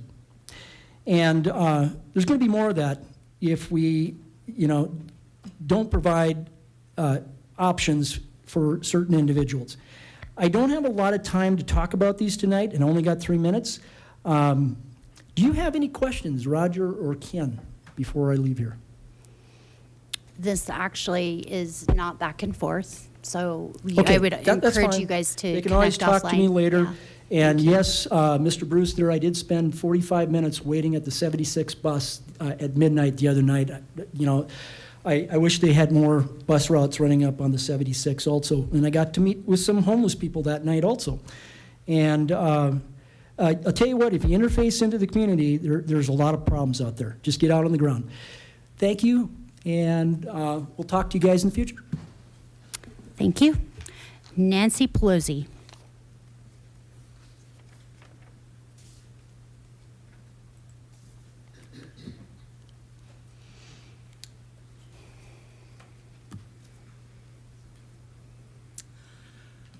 Good evening, councilors and Mayor Strom.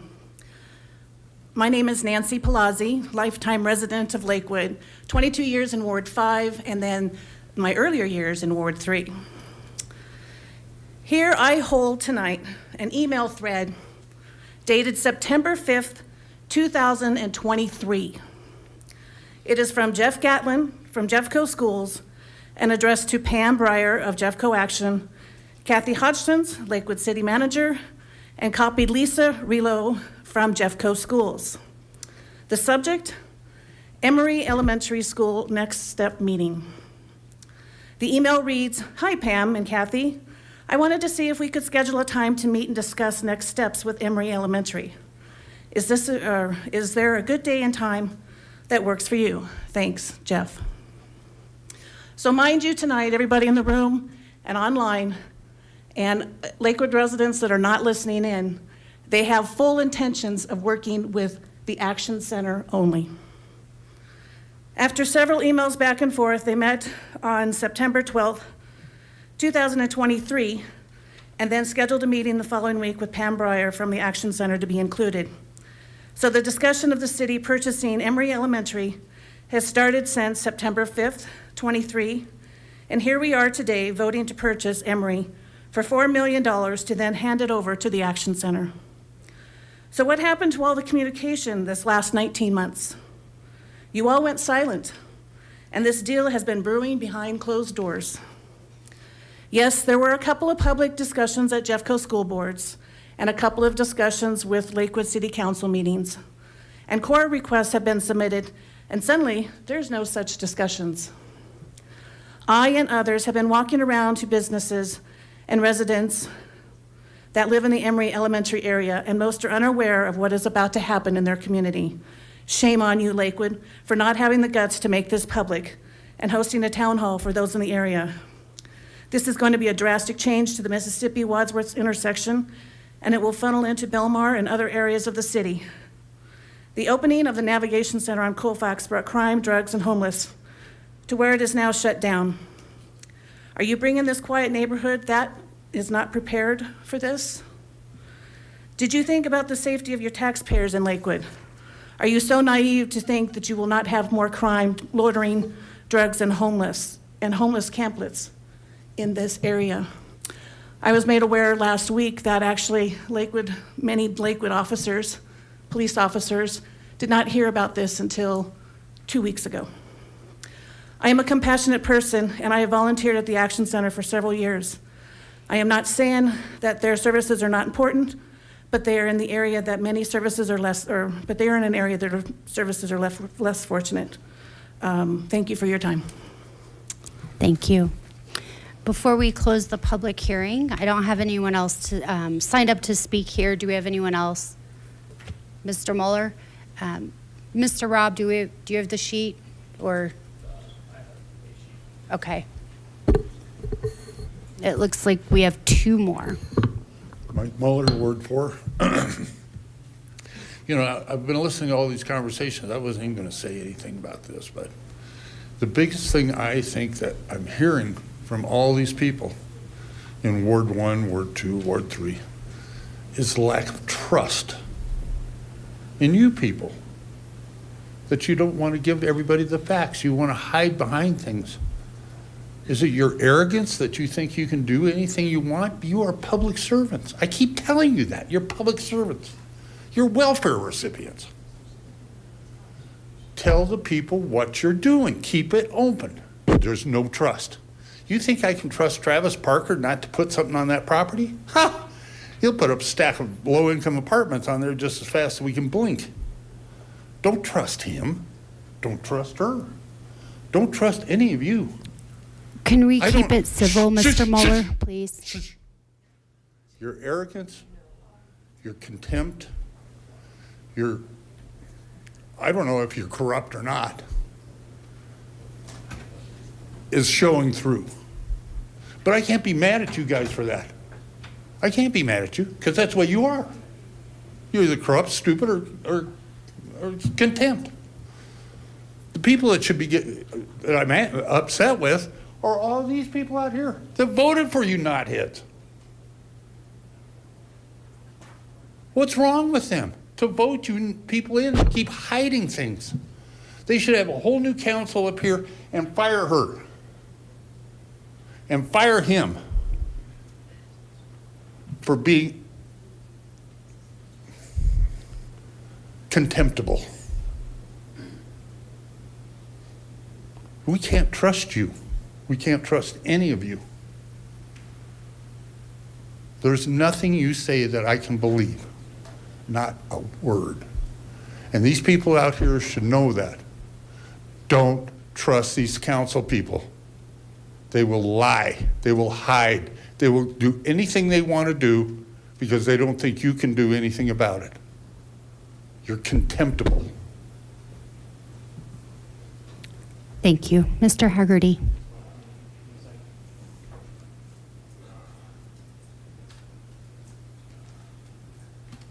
Sean Haggerty, I'm in Ward 2, but I also have a number of friends in Ward 3. And my comments here basically are, I'm very familiar with what's going along on 14th Avenue. I was appreciative of the extreme enforcement zone process you put in place for a short period of time. Unfortunately, the problems that existed before it was there and for a short time left came back. I've supported the Action Center. I've grown up in Lakewood, 2 blocks south of Casa Bonita, and I've lived and worked in the area since 1965. My biggest concern right now is this particular transition, which clearly is focused on putting a non-governmental entity, the Action Center, in public housing that you're going to fund with $4 million. My concern is accessibility, transportation, and safety for the area. It is not a good area from a general services standpoint. The other people have addressed many of those things. I know one of the gentlemen feels safe in that area. I'll tell you bluntly, in the last 4 years, there's been a significant degradation in crime along 14th Avenue. It is not safe to be at the Light Rail Center. Garrison's not as bad as Wadsworth, but Wadsworth has gotten ridiculous. The number of thefts in the area are so bad that people don't even bother reporting them anymore. Now, the concern I have in the area you're talking about is there are many young couples, there are many young children. We have the Link Center there, okay? I was very disappointed when the Boys and Girls Club, which I helped, I was one of the initial people that helped found it, went away. And I'm very disappointed Jeffco didn't do something to replace it. That could have been moved to the Links. There are other areas that it could have been moved to. It disappeared. We have so many other opportunities. Now, when they talk about trust, I'm afraid that is a significant issue across many of our people's concerns. In the last election, we had very few of our voters vote. I think it took 1,800 votes for Mr. Cruz to get elected. I think Mr. Furman hopefully got more than that. But there is a tremendous amount of apathy. There's a tremendous amount of resignation that the crime that we see that's not being reported, you see more of it on Nextdoor than you find in our police reports. And that's unfortunate. This particular concern I have is the access along Wadsworth is significantly different than the transportation corridors. Now, I live right between Colfax and the Light Rail Center. I just live a couple blocks away from Isabella lives. So I appreciate that for that particular population, mere access is the key, and this is a bad move from that perspective. I also am very concerned. I've heard rumors of things that might be going on with Emory since even before 23. Those concerns have been raised indirectly with different people at the school. There hasn't been a full explanation and a full conversation with the communities in the areas. I think that problem, long-term, is going to create some problems. You have the same concerns over what is going on at the property at 6th and Union. That 59 acres is a huge problem. The pollution issues up there are significant. The downstream issues for all the communities in that area are significant. With 2,150 apartments going up in that area, it's very convenient from a light rail standpoint. But with 2,150 people being on that contaminated, polluted area, the pollution concerns for that area said you can't go deeper than 6 inches. And yet all of the buildings I see here look like they're going to be anywhere from 5 to 7 stories tall. That means you're going to have significant disruption of the dirt, significant disruption of all of the polluted areas. You have estimates. You say it's going to cost $25 million to build and $89 million over the entire financing area. I will guarantee you that $25 million will not cover the pollution costs alone. What this is a massive transfer. Time has expired, Mr. Haggerty. From one area to the other. My concern with Emory is you're transferring problems along the Colfax Mr. Haggerty, corridor. your time is up. Thank you. Thank you. And I apologize for my concern. Any other wish to speak before we close public comment? Okay, we have one more.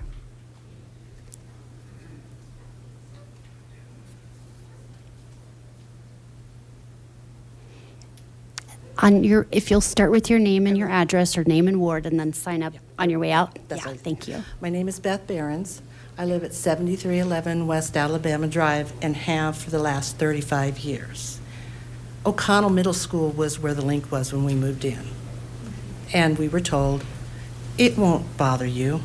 It's not going to be any different than the junior high. Well, the junior high was open 7 to 4, Monday through Friday, and closed all summer.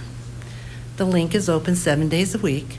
We have parties that we hear in our front room because we back right to the link. So we're going to be backing right up to the navigation center or whatever y'all going to do.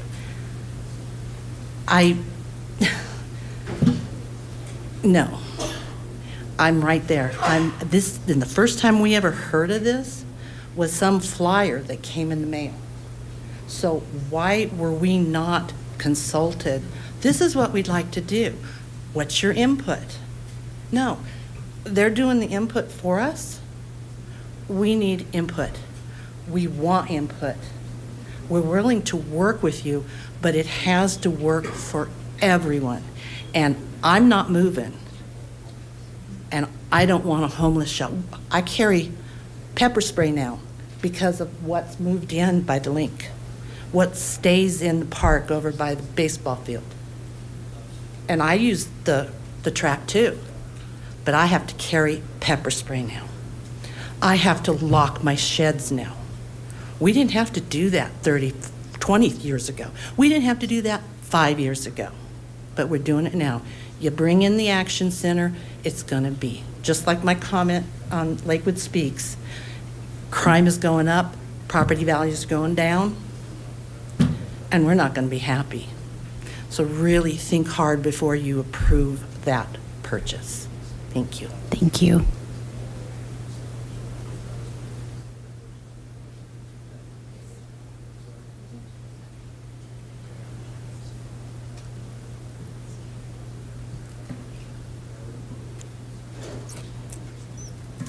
Do I hit start?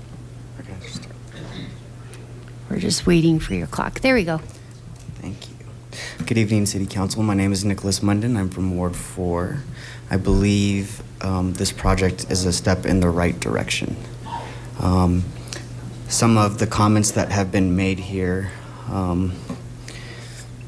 personally have upset me deeply. One in particular saying that we should keep Colfax on Colfax.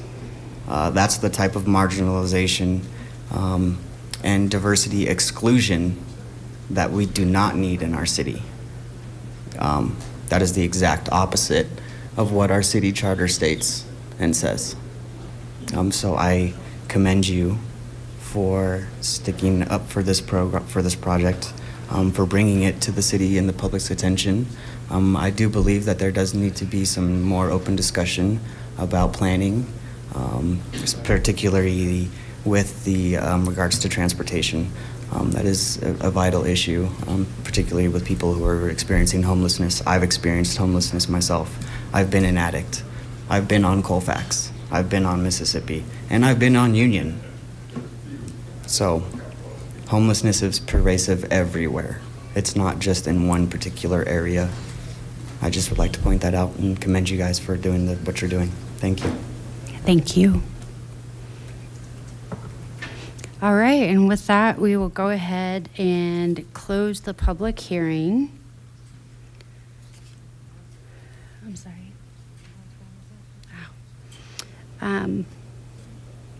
We'll give the clerk just a minute before we read this into the record.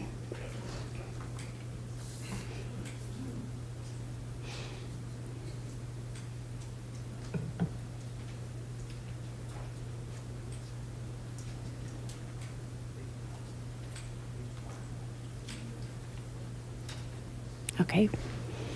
Oh, wait, you already read it into the record because we already did the presentation. Never mind, we're ready for a motion. Mayor, I move for the adoption of ordinance O-2025-14 on second and final reading. Second. Okay, thank you. And do we have any council comments or questions?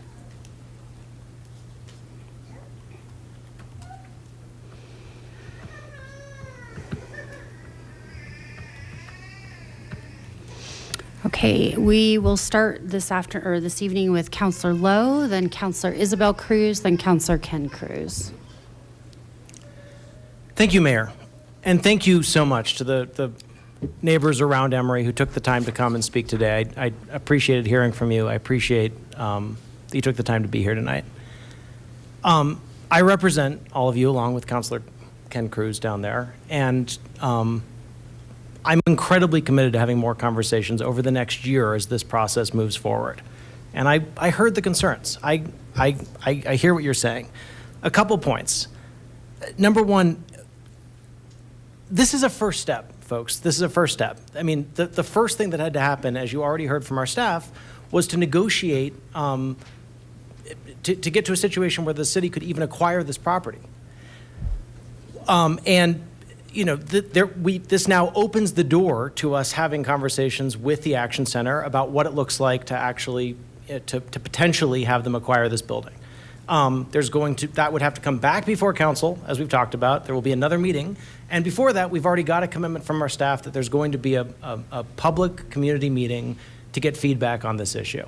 And I'm very committed to being at that meeting. I'm committed to working with all of you to hear your input on what this looks like.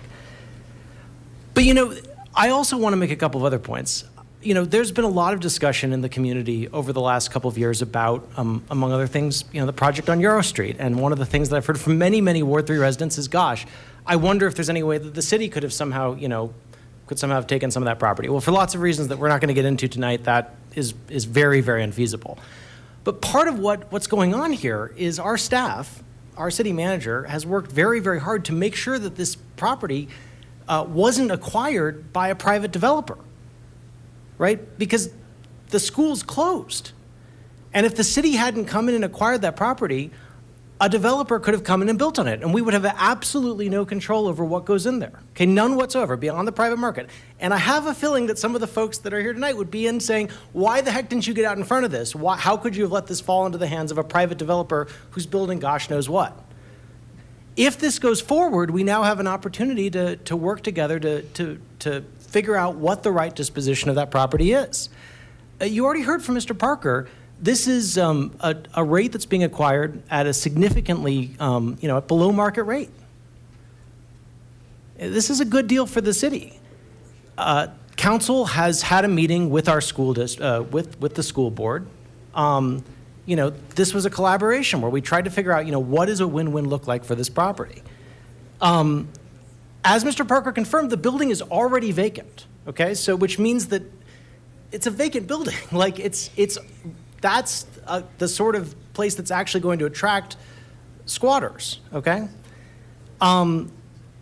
Despite some of what we heard tonight, a number of the comments, staff was very, very clear. This is not a residential facility. This is not the vision. If this moves forward, if this happens, the vision is not that unhoused individuals are going to live there. It's not going to act as a shelter, okay? I do think that folks are seriously conflating Recovery Works and the Navigation Center on Colfax with what this is. Again, I want to emphasize this is not in any way a done deal, okay? We're going to have months more of sort of feedback discussions about what it would look like if the Action Center was to purchase this site. And if they do, then the whole thing has to come back in front of council and there has to be a public meeting. But I do want to just read one. I think it's worth reading. The Action Center actually put out because they're in the process of starting to raise money. That's another thing that has to happen, right? They have to do a capital campaign right now. This is early in the process. A lot of things have to happen before this is a done deal. But the vision that the Action Center has laid out is a commons to create dedicated family-friendly spaces where the Action Center and partners will offer early childhood education, after-school enrichment, behavioral health and medical services, job training, classes, and coaching. One of the commenters mentioned, that Emory used to have a Boys and Girls Club. And they said something to the effect of, did you know it closed? Actually, I did.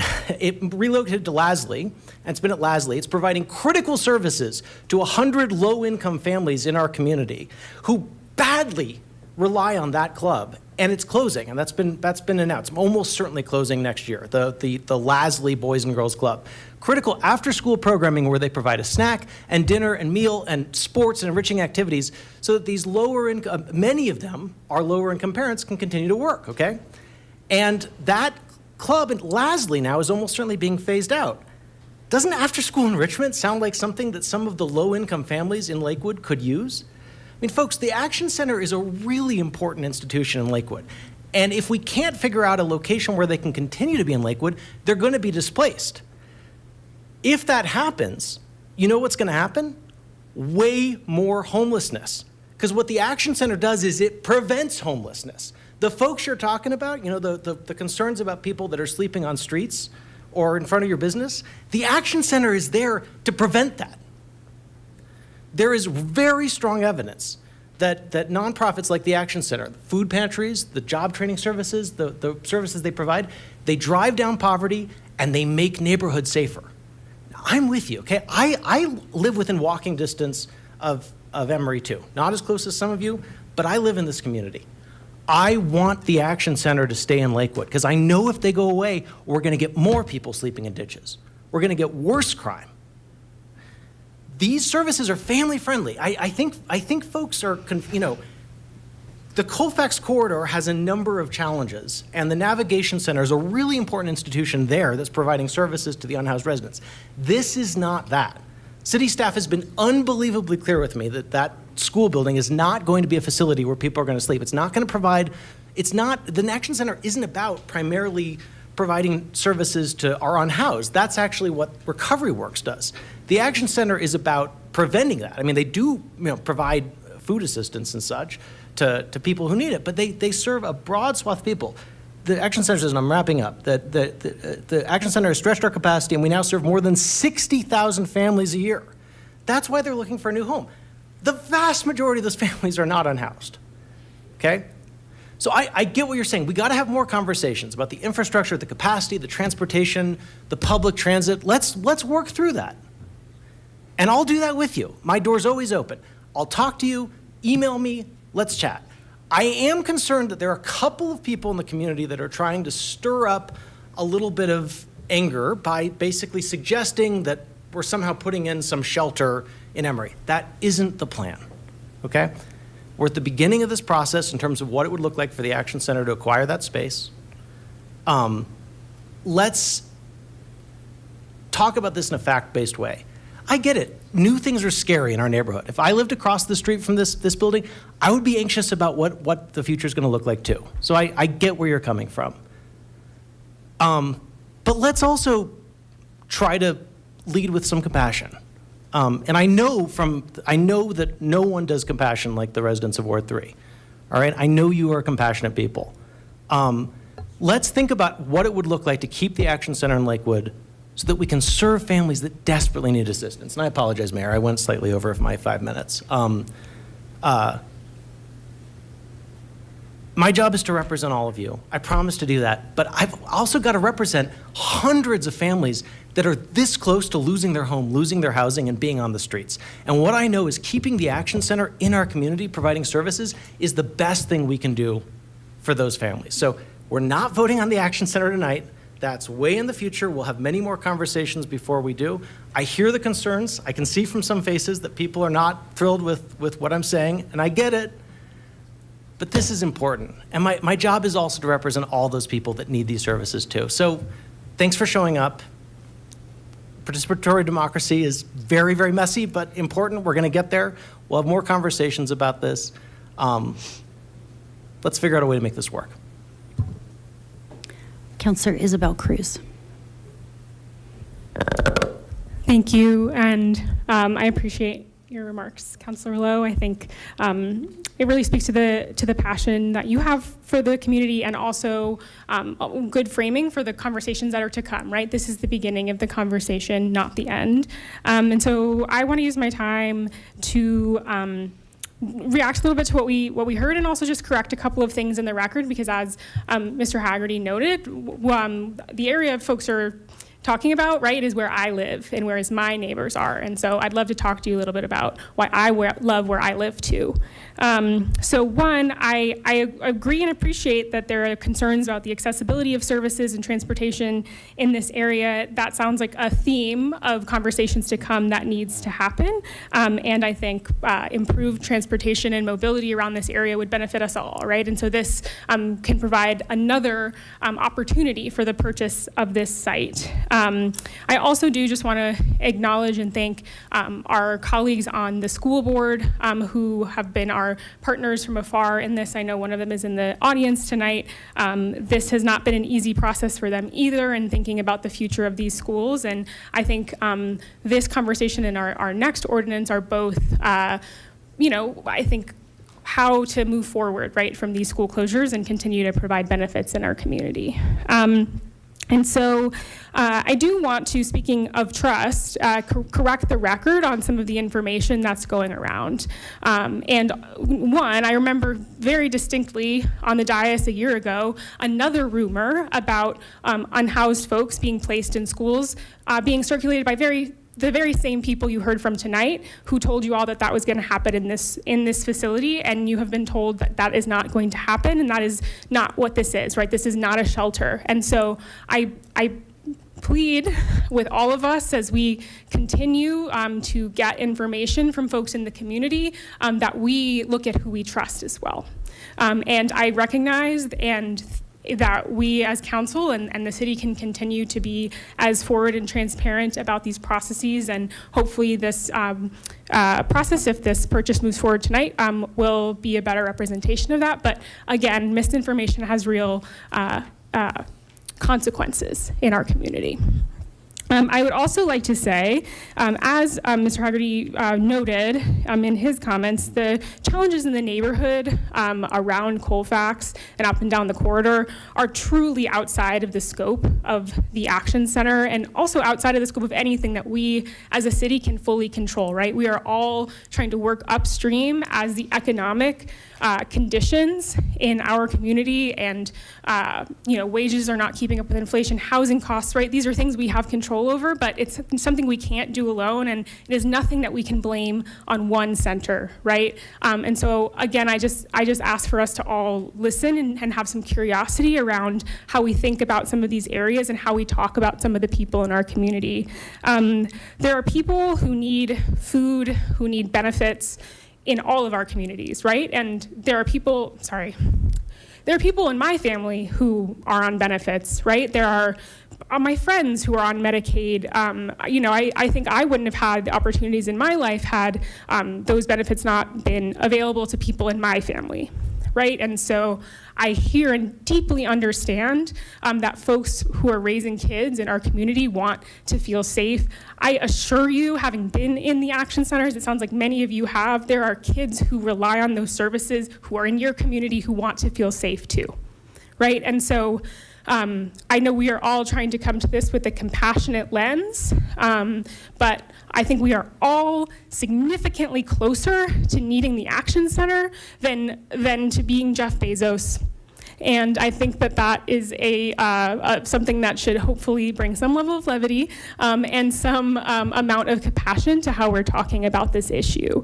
And so I will be supporting the purchase of this property. Again, I think there are conversations to come on what that looks like and more dialogue to be had in the neighborhood. But as somebody who currently walks around the Action Center, both when it's in operation and when it's not in operation at night, I want to assure you that it has been a benefit in my community, and I hope that the conversation can bridge what that possibility could look like in yours too. Councilor Ken Cruz. Thank you, Mayor. First and foremost, I want to thank you all for being here and sharing your concerns. One of the speakers, apologized on sharing their concerns, and don't apologize. This is something that we welcome. This is an opportunity for you to voice your concerns, to voice your ideas. So please, I continue to invite not only my constituents in Ward 3, but Lakewood as a whole, to be vocal about situations like these. I want to clarify, tonight's vote is strictly to authorize the purchase of the Emery property, and the vote doesn't, finalize any future decisions. It just simply secures the land for the city of Lakewood. And one thing, when it came down to Jeffco Schools, they wanted to make sure that when it comes down to the purchase of these properties, that it's reinvested back into the community. And I know that I could speak for myself and my co-counselor and most of my counselors, well, I'd say all of my counselors, fellow counselors and mayors, that's what we're looking to do. And when it comes down to the proposal of the Action Center, I will admit that this is an organization I am not very familiar with, but I know that I'm going to do my research. I know that I'm going to ask to do a tour of the facility because I know just simply looking at their website and a few insights that a few colleagues have sent to me, since 2019, they've seen a 300% increase in requests for assistance with employment, food, and utilities. And I know that that's something that not just within Ward 3, but just greater Lakewood area, we need to see more organizations doing this type of work. So please, again, I know me and my co-counselor will offer opportunities for you to voice your opinions, your concerns, but also your ideas, and reiterate that tonight we, if passed, is strictly approving the purchase, and future decisions would be coming down the pipeline. Thank you. Councillor Mayotte Guerrero, then Councillor Ryan, and then Councillor Sinks.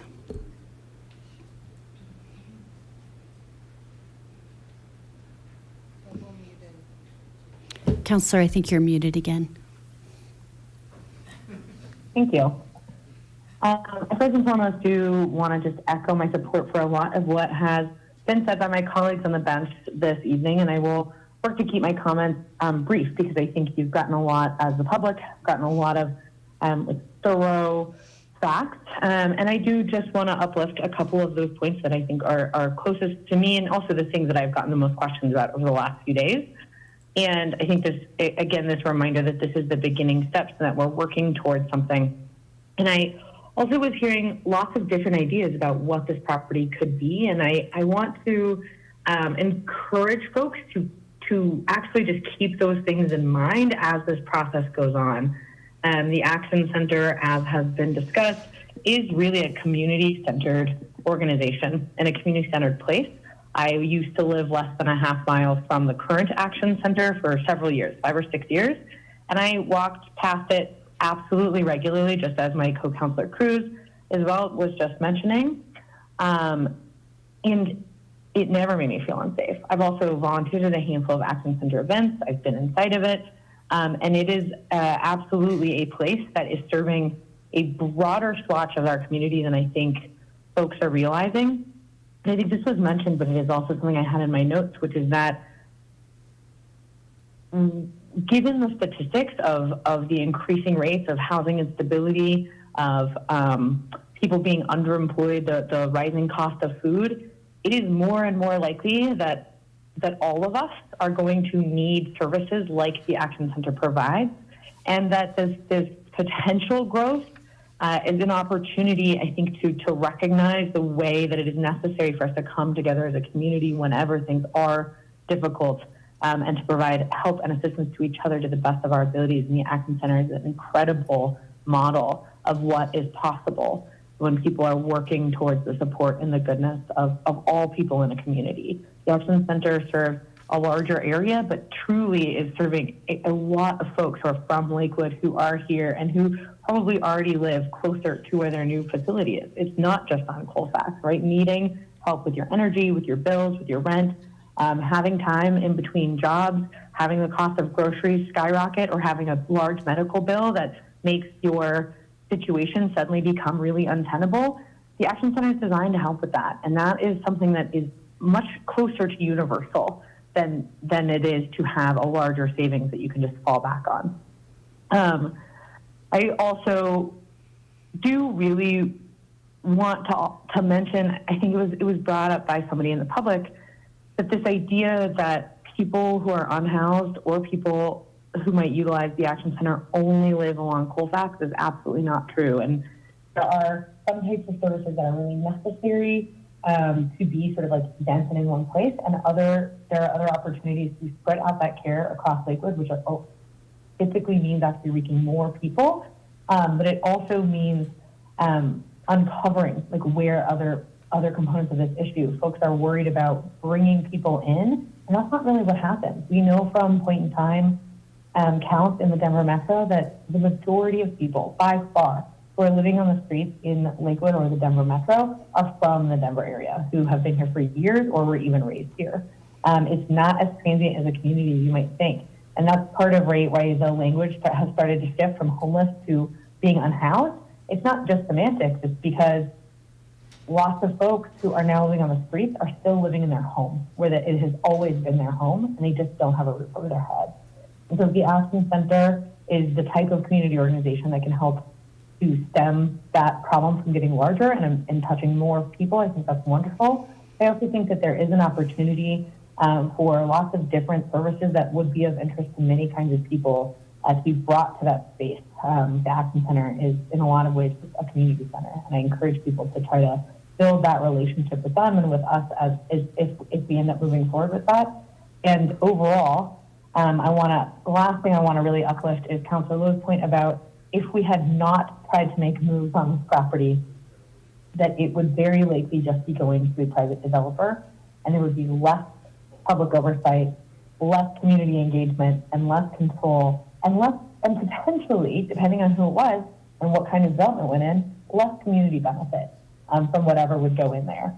And so I am very pleased that we are working so closely with the school district. I am glad that they are willing to work with us on how to ensure that these schools that are unfortunately not public schools anymore because of a lack of attendance are able to serve the changing community anyway, because that is really the intent of these kinds of deals. Thank you all so much. Councilor Ryan. Thank you very much, and I do appreciate everyone who's commented on Lakewood Speaks, who's called me, who's emailed me, and everyone who's commented this evening. I apologize for not being able to be present with you tonight. You know, one of the early commenters mentioned that they felt like there's not a lot of trust, and someone else said that there's a lot of questions. And, you know, I think those two things together leads to, you know, this is kind of a scary situation for some of our folks, right? For the folks who have commented. I mean, I think the concerns are real, and so we need to address those in some way before this project moves forward. Now, to address there's not a lot of trust in what we would be voting on tonight. The last whereas clause literally says, whereas approval of this ordinance on first reading does not constitute a representation that the City Council or any member of the City Council supports, approves, rejects, or denies any particular proposal related to this proposal. So there's that piece, is that the only thing we're voting on is to have a further discussion. We're not going to commit to anything in this vote, and I'm certainly not committing in this vote. So there's a lot of questions, but what do we know? You've heard from a number of the councilors. Here's what I've taken away from this process and from my own trying to do due diligence and preparation. Councilor Lowe said it better than I, but you know, Jeffco can sell this. If we vote no, Jeffco has and will sell this to an unknown person for an unknown purpose that we may or may not have any control over. That's just something we have to know going into this. We also have heard a commitment that this will not be a homeless shelter and this will not be providing housing in any form or manner. We're not moving the navigation center. They're not the same thing. But yet we still do have more questions. I have more questions. We all have different experiences. I get services around the Action Center. My family, my kids, when they were younger, have volunteered in the Action Center. But you may have had a different experience with the Action Center than I have. But what we do know is that moving forward, if we were to vote yes on this, and I'm planning on voting yes, because I want to have that next step of having the further conversations. There's been a request for, hey, I want a full explanation, and hopefully those full explanations can now take place. And people can have those conversations as to whether the Action Center makes sense in this neighborhood or not. Hopefully the city is going to, going to have those communications with the community. We've heard a promise from Mr. Parker that those will take place. And I will tell you, my commitment is if this does move forward to a place where the Action Center does, and the community believes that this does make sense, that there's going to be language in whatever final approval that says this will not be a homeless shelter, this will not be providing housing. So when you're looking for that trust, let's look for the language, the black and white that says this will not be a homeless shelter in your neighborhood. These are two different things, and I think others have articulated it much better than I certainly can, that the Navigation Center and the Action Center are two very, very different things. But that doesn't mean that we shouldn't still continue to ask questions. I will be moving forward to saying yes, because I rather have the next conversations than to say, no, I'm going to just send this back to the school district and let some unknown person buy this property for some unknown and just hope for the best. That's why I'll be moving forward on this. But I'm not making a commitment one way or another as to how I will ultimately vote. And we've all said in this ordinance, we're not making that decision tonight. We have Counselor Sinks, then Counselor Furman, and then Counselor Nystrom. Thank you. I have a stat here. Almost $800,000 of utility assistance was distributed to 870 households, keeping the lights on and the heat turned on.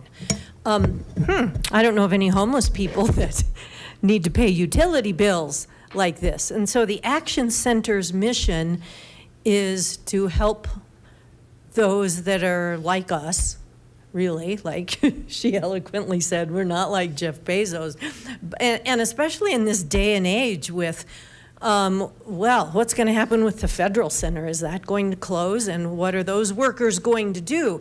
Who knows? They might go to the Action Center to get help with utilities. One other stat was that almost 5,000 children received new school supplies to excel in the classroom. And so where do the people spend the night that access the Action Center? Probably in very expensive apartments that they can't afford, and therefore they need help with utilities, they need help with food. Well, okay, 2.3 million pounds of fresh and nutritious groceries were distributed to families. And so, you know, we can have fear of the unknown. I get that. We all want things to stay the same, but life doesn't, does it? Life doesn't stay the same. The school closed, and now what? Well, this is what we're proposing, and what I'll be voting for is that, yes, I want the city to have this great resource center. Do I want the homeless to move in and destroy your neighborhood? Of course not. And we're not saying that that's what is going in line. Now, some would have put that fear that, oh no, you know, you're going to have homeless encampments right there abutting next to your property. But so fear doesn't have to spread like wildfire. Compassion can spread like wildfire. Let that be the case. And just I'll close with this. Stronger families make for a stronger community. And the Action Center certainly is in the business of creating stronger families. Thanks. Counselor Furman. Thank you. I'll be as efficient as I can be, as I am very new to this council. I will say I'm not new to this neighborhood. I went to O'Connell about 38 years ago, something like that. Anyway, so I've known this neighborhood for a lot of years, and I can entirely appreciate people's concern. I don't need to repeat all the many great things that have been said tonight. I will say I'll support the purchase and that concept. Again, as everyone else has mentioned, I will also support the conversations we need to have about what happens here. I think one of the critical ones is obviously what services are actually rendered here. I would imagine that in itself can be a conversation. I think about the kind of community services we're talking about.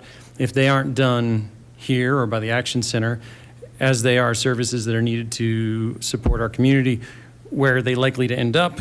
They're likely to end up in places like community services that will be, the various types of training, what have you, will end up at community centers and libraries, which are also in our neighborhoods. So the reality is these are the kinds of services and benefits that help the community through training, through after-school engagements, what have you. So I see a general benefit. Obviously, I also see a need to have a conversation about what those services look like. But in order to have that conversation, you have to move forward with the purchase. So thank you. Councillor Nystrom. Thank you. Again, I just want to add that I think it's appropriate in looking at this in the big picture, given the fact that this is the next step in exploring opportunities. I think everyone should stay engaged. Everyone that's here tonight, everyone that commented on Lakewood Speaks, stay engaged. Keep your voice in the forefront. Encourage your neighbors to do so. But let's all get educated about what this could be and not what the rumors are and the naysayers are communicating. We should be looking at lifting other families up now more than ever. Councilor Sinks and myself are on the Head Start Committee, and I just heard the other day that the federal government is going to remove all funding for the Head Start program. Some of you may not be familiar with that, but this is a similar situation where we're going to need these services and people supporting families more than ever. Federal funding is being cut back and grants being retracted that were already funded. It's a dangerous situation, and it could lead to a lot worse situations than we're facing right now. And as other councilors have mentioned, the potential for this federal center closing and all of those jobs going away, those people are your neighbors. Those people are depending on the federal government for their jobs, for their salaries, for their benefits. Losing that, they are going to need our support, the support of our neighbors. And we need to stop othering people and making assumptions. And, it's, to me as a veteran, there is a tremendous amount of veterans homelessness. And that really bothers me, and it's something that I've been very engaged in. But that's the type of people that we're talking about. We're not talking about people that want to be out on the street and want to be causing problems and committing crimes. These are people that are looking for services to help with their children, to educate themselves, and as mentioned, there's potential for job training and culinary information and education. There's a lot more to this than on its face, and it is not a shelter. So please, people, stay engaged, keep learning, keep bringing suggestions forward, but let's not write this off before it's gotten off the ground. Nobody's looking to destroy anybody's neighborhood. We're looking to enhance our community. Okay, and seeing the last hand up before we move over to vote, I want to say thank you to everyone that has reached out with their thoughts about this, whether you reached out individually or through Lakewood Speaks or showing up tonight. Thank you so much, as some of my colleagues have said, for being part of this conversation. This is very much just the beginning. The Action Center has said that if they were the ones to be able to move into this space, they are very, very highly committed to working with the city and our residents to make sure that we're creating programs and a community center that is welcoming for all. And that includes families and even older adults and everyone in between. So please do stay in touch and make sure that you continue to be involved so that we can all together cultivate a vision that really works best for everybody. And with that, I do also want to send out a huge thank you to our staff members that have spent hours upon hours trying to keep this building available for broad use to our community. This is a community, I will say, that has experienced 2 school closures, and one that, that's a heart-wrenching situation. I know many of you have probably been through that personally. It's not easy. And so the city wanted to really get activated and make sure that we were doing, and for this action and the one that you'll hear later tonight, how can we rescue some of these pieces of land to make sure that they stay available for community use and don't end up being 6-story apartment buildings. So that is us here tonight, and we will work very hard to make sure that we're creating something that is valuable to everyone, including all of you that are in the audience and have reached out separately. With that, that is all that I have to say, and I thank all of you again for being here tonight. We'll go ahead and, Councilor Lowe, did you have your hand back up? Okay, all right, we have one more hand. Sorry, Mayor. Very, very quick, just code. I wanted to mention just one other anecdote. 2 years ago, I was asked to be a judge on when the Action Center aimed to set the world record for most backpacks collected in 1 hour. And I'm almost sure they got there. They got 6,000 backpacks in 1 hour. Those backpacks were for kids, kindergartners, just like your families who couldn't afford a backpack. That's what those backpacks were for. And those backpacks went to families that, that have kids that want to go to schools like what Emory used to be. I mean, there's something beautiful about that. Look, this is early in the process. I won't repeat all my comments, but backpacks. That really is, a big part of the population the Action Center aims to serve. So I guess I just ask us to think about those kids who want to go to school, just like some of your kids, but can't afford a backpack. And how do we keep services like that available in Lakewood? Okay, and with that, we will consider the public hearing now closed. A motion has been made and seconded, and we will go ahead and move forward with our vote.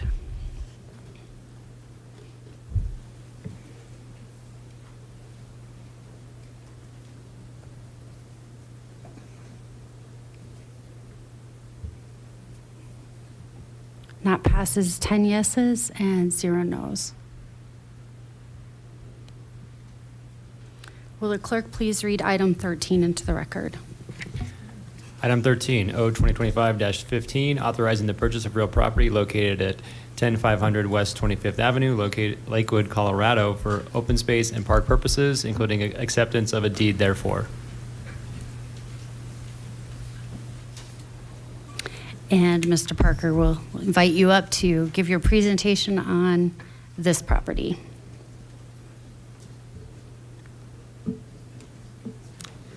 Good evening yet again. Vivian School is another school that was surplused by the school district in their last round. This school, unlike Emory, did go to a public auction process and, not auction, public bid process, and was there was a bidder selected to build single-family homes on this property. In conjunction with that, as you are aware, you have a very proactive community resource department who is always looking for additional parkland in areas of the town that need it. And they use funding such as our Tabor money and, of course, the fee in lieu that we get from properties that don't provide parkland on their site. We get fee in lieu that can be used to purchase other parkland. In the last 7 years, our Community Resources Department has bought 190 acres of parkland. That's 27 acres a year on average for the past 7 years. This is one of those situations where they have found some property for purchase. So on the Vivian site, which is located up in Ward 1 at 25th Avenue, this is a 10-acre site. This was an area that the city determined needed some additional parkland and could benefit from a 3-acre park. We couldn't use the entire 10 acres and couldn't afford the entire 10 acres, but we worked with the school district on this site and their selected developer to formulate a plan to acquire a 3-acre park out of this property. The way that would work is the purchaser of the property will buy 8 acres and develop 7 of them. So 7 acres of this 10-acre site will be single-family homes, approximately 33. That remains to be seen. They'll have to go through their planning process. The other 3 acres will become a community park. 1 acre will be owed to us by the developer as their parkland dedication. but they don't need to develop, they don't need to dedicate 3 acres for 33 homes. So they will owe us about an acre, depending on how many homes they build. And your staff entered into an agreement with the school district to buy 2 additional acres. So the school district has determined to sell 8 to a developer, 1 which will come back to the city, and sell 2 to the city. Ultimately, then, there will be a 3-acre park on this property. Currently, we are looking at the area outlined in green that would be adjacent to an existing but undeveloped city right-of-way that's owned by the city. Finally, then, the purchase price of this would be just under $600,000. With that, I will sit and be available for your questions. Thank you, Mr. Parker. First question up, Mayor Pro Tem Sharazai. Yes, thank you, Mr. Parker. Appreciated that presentation. I know we have members of the neighborhood around Vivian who did great work in advocating for this and excited for this night to come to fruition. I wondered the level of certainty on that green triangle on the diagram, because there is just some consideration from community members. Is there an assurance that the 3 acres would be contiguous, or is there a chance that it could be green space around? Yeah, we're working with a very cooperative developer on this, and yes, the 3 acres will be contiguous in 1 park, and the logical place on that 10-acre site, given all the constraints and easements and other things, is that area in the southeast corner of the site. Wonderful. And this will go through a park master plan process like we would see with any other park? I assume so. I guess, yeah, that's a question for CR, but I believe so. Yes. Great. Thank you. I have no more hands up. Councillor Nystrom. Thank you. And Director Parker, same comment as last time. In particular, if you look at Eve Simpson's comment on Lakewood Speaks, I think it would be a good benchmark to kind of look at public input and, again, preserving habitat. Thank you. Will do. Thank you.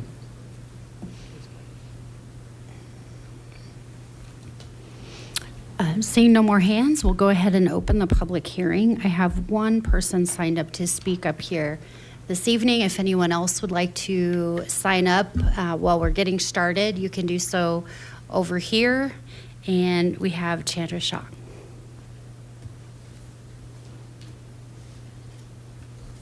Hello, Welcome. I'm Chandra Shah, Ward 1, and we're very excited about this sale, so definitely supportive of the purchase. And I just want to thank Jeslyn and Glenda and everyone else from the staff, et cetera, that worked on this, and the rest of the City Council for making this happen. We really appreciate it. I think it's going to be great for the neighborhood and the community to keep that park area. You know, it's used every day, and so it's a great part of the community. So thank you so much. I understand that the playground equipment maybe was bought by the City of Lakewood, so if there's any way to keep that or maybe move it somewhere else if it's not part of the park, that would be great. And we definitely want to be involved in the park planning, and so we look forward to being engaged as we go forward with what that park might look like. So thank you again. Appreciate it. Thank you. Anyone else wish to speak? All right, we'll go ahead and close the public hearing then, and may I have a motion? Mayor, I move for the adoption of ordinance O-2025-15 on second and final reading. Second. All right, we have a motion on the floor and a second. Do we have any other council questions, comments? Councillor Sinks and then Councillor Ryan. Thanks so much to the citizens, too, that just had so much great input for us. And so it was great working with you. So we appreciated your clear vision, your clear input on, yes, this is what we want. And so we heard you and we did what you wanted. Now, sometimes that doesn't always happen. But in this case, yes, it was great to work with you, as it is, you know, even though there might not always be agreement, it is always great to have this level of local democracy where everyone has a voice. So thank you. And then I wonder if I could just clarify about the playground equipment. Does anyone know about that? I don't know about that, but we can look into it. Look into it and get back with me then? Yeah. Thank you. Councillor Ryan and then Councillor Isabel Cruz. So at the risk of keeping people a few more minutes, I think this is a moment that we should be celebrating, and we should acknowledge just what an incredible outcome this has gone from a terrible situation with the school closing. And we had some bumps in the road in working with the school district, but ultimately our staff and everyone works hard to get to the school district, and everyone in a place, the community put together a petition, I understand, and really worked hard to make sure that everyone understood how this could work. And then finally, our counselors, Sherzai and Sinks, I mean, a great shout out to them for making sure that this happened and putting this all together. I think we really should be taking a moment to step back, recognize all the hard work that so many people put in, and that our two counselors made happen ultimately, hopefully tonight. Councillor Cruz. Thank you. I wanted to just pile on the celebration. I wanted to celebrate the neighbors for really working hard and being the driving force behind this. So thank you. I remember hearing from you all at the time, and it's great to see where that has landed. I really think that this is another moment to celebrate staff, Ms. Hodson, the leadership on being the first city out of the gate on this process is not only meaningful for our representative, for our constituents, but for the county. And so thank you to you, to all of the staff who have been involved behind the scenes with the agreements. I know that has not been easy. And just did really want to celebrate my co-counselors over hop, skip, and a jump in Ward 1. I know you all really jumped into action after, hearing from folks. And so just, again, wanted to mark this moment as, I think, a really bright spot in my service so far. So thank you all for your work. Councillor Lowe. Just very quick, plus one or plus two, plus three to all that. Ms. Hodson, you've put a lot of time into having collaborative discussions with the school district to find a win-win here on both these properties, and it's a credit to your leadership and I think the council's ability to work together with the school board as well. So thanks for the work. I'm really pleased to see that we're adding 3 more acres of parkland to our 114 parks across Lakewood. It's exciting.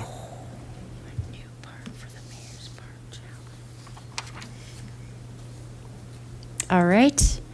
And with that, we will, we have a motion on the floor and a second, and we'll go ahead and please cast your votes.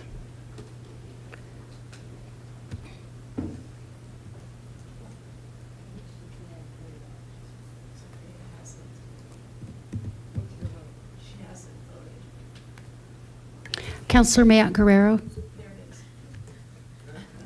Thank you.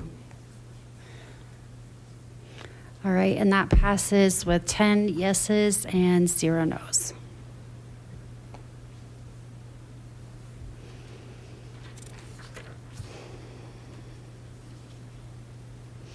All right, and that brings us to our final segment of general public comment. So that is public comment on items that do not occur on tonight's agenda. I do not have anyone signed up here to speak on this. Is there anyone that would like to speak in our second general public comment section? Mr. Haggerty, did you speak in the first one? No? Okay.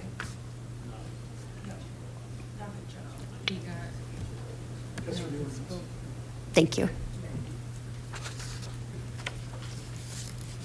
Actually, I just seek some information, generally speaking. I understand there may be a parkway program that's anticipated for Sheridan from Florida to Jewel. The community out there seems to be very confused about what's involved or what the nature of that is. One of the questions that's come up that I was asked to speak to today is, when you refer to easements, are you talking about actually purchasing the property and retaining control of it, or are you requiring an easement from the property owner where the property owner might be required to maintain that area? They also are confused about what the term parkway means. They don't seem to understand if it's going to be a sidewalk or exactly what it is. I was surprised to find out that in that particular area, which I guess is the Bit of the Sea Homeowners Association, which is part of that, consists of property owners that aren't all the way out to the curb where the state highway is. I didn't realize that was even possible out here anymore. So if you could get back to the community with more information on that, there is considerable confusion with regard to what that be. Now, I understand there may only be as few as 5 or 6 potential properties involved in that section, because I think it's just the west side of Sheridan. But that's the only question or comment that I heard. Thank you. Thank you.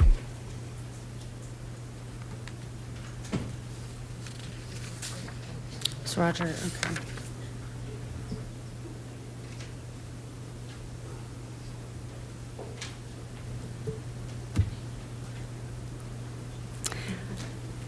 Okay, and with that, we'll go ahead and close our second session of general public comment. And I just put away the rest of my script. I think we go on to general business now, where we have nothing. So moving forward, now I can wing it from here. My Virgo will wing it from here. It's a little bit of a challenge. But so we have nothing in general business tonight. Moving forward through that, we'll start us then at our ward reports. And with that, we will begin with Ward 1. No report. This weekend is the first Saturday in May. May is here. And so being the first Saturday in May means that we have our ward meeting. It's a very special meeting because we're combining with Ward 2 as well. It'll be at our location at 920 Kipling at the Holy Shepherd Lutheran Church. And the topic will be all things considering West Colfax, with the West Colfax Community Association and the Art Line, etc. Many things about West Colfax. And of course, that also leads to different events that we'll have that we'll announce in May, such as the Colfax Cleanup coming up on May 10th, and then the Colfax Marathon coming the 17th and 18th of May. That's all I have. Thank you. Word 2. I can start us off since I'm in person.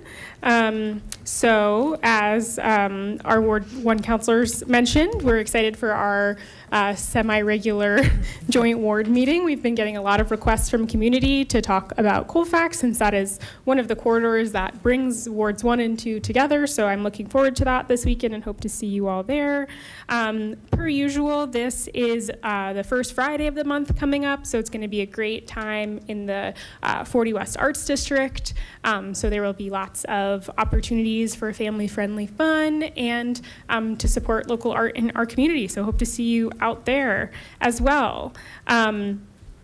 O'Kane Park, if you haven't been keeping track of some of their social events, their food truck events, cleanups, picnics are all kind of ramping up right now, so check them out if you are in that area or if you frequent O'Kane Park. It's great down there. And I think that is where I will leave my portion of our word report. I don't know if you want to add anything, Councilor Mac-Guerrero. My one addition is that the Colfax Cleanup, which happens before the Colfax Marathon, Two Creeks is hosting it. Not this Saturday, but the next Saturday, which is the 10th. I believe we meet up at 7:30 in the morning in front of the hub, which is like where the 40 West Arts Hub is on Colfax and Lamar-ish. But you'll see us because we'll all be wearing reflective vests. And that is my one addition to that. And I hope to be able to see people this Saturday. Ward 3. A couple quick things. We just had our April ward meeting a couple of weeks ago. Director Travis Parker was kind enough to take an hour to do an update on the zoning update that's happening. We had a very well-attended crew, very good discussion, a lot of good questions. Mr. Parker provided a helpful update of that, so it was great to have a good turnout for that. As a reminder, and I'll do my best to continue reminding about folks about this, the Planning Commission has a hearing coming up on May 7th, which will be a public meeting on the 777 South Yarrow project. That will be an opportunity to provide feedback, public comment. We've heard from a number of folks, constituents in Ward 3 that have asked for a public hearing. I'm glad that there will be a public hearing. Go to that, make your voice heard. You can also do comments on Lakewood Speaks.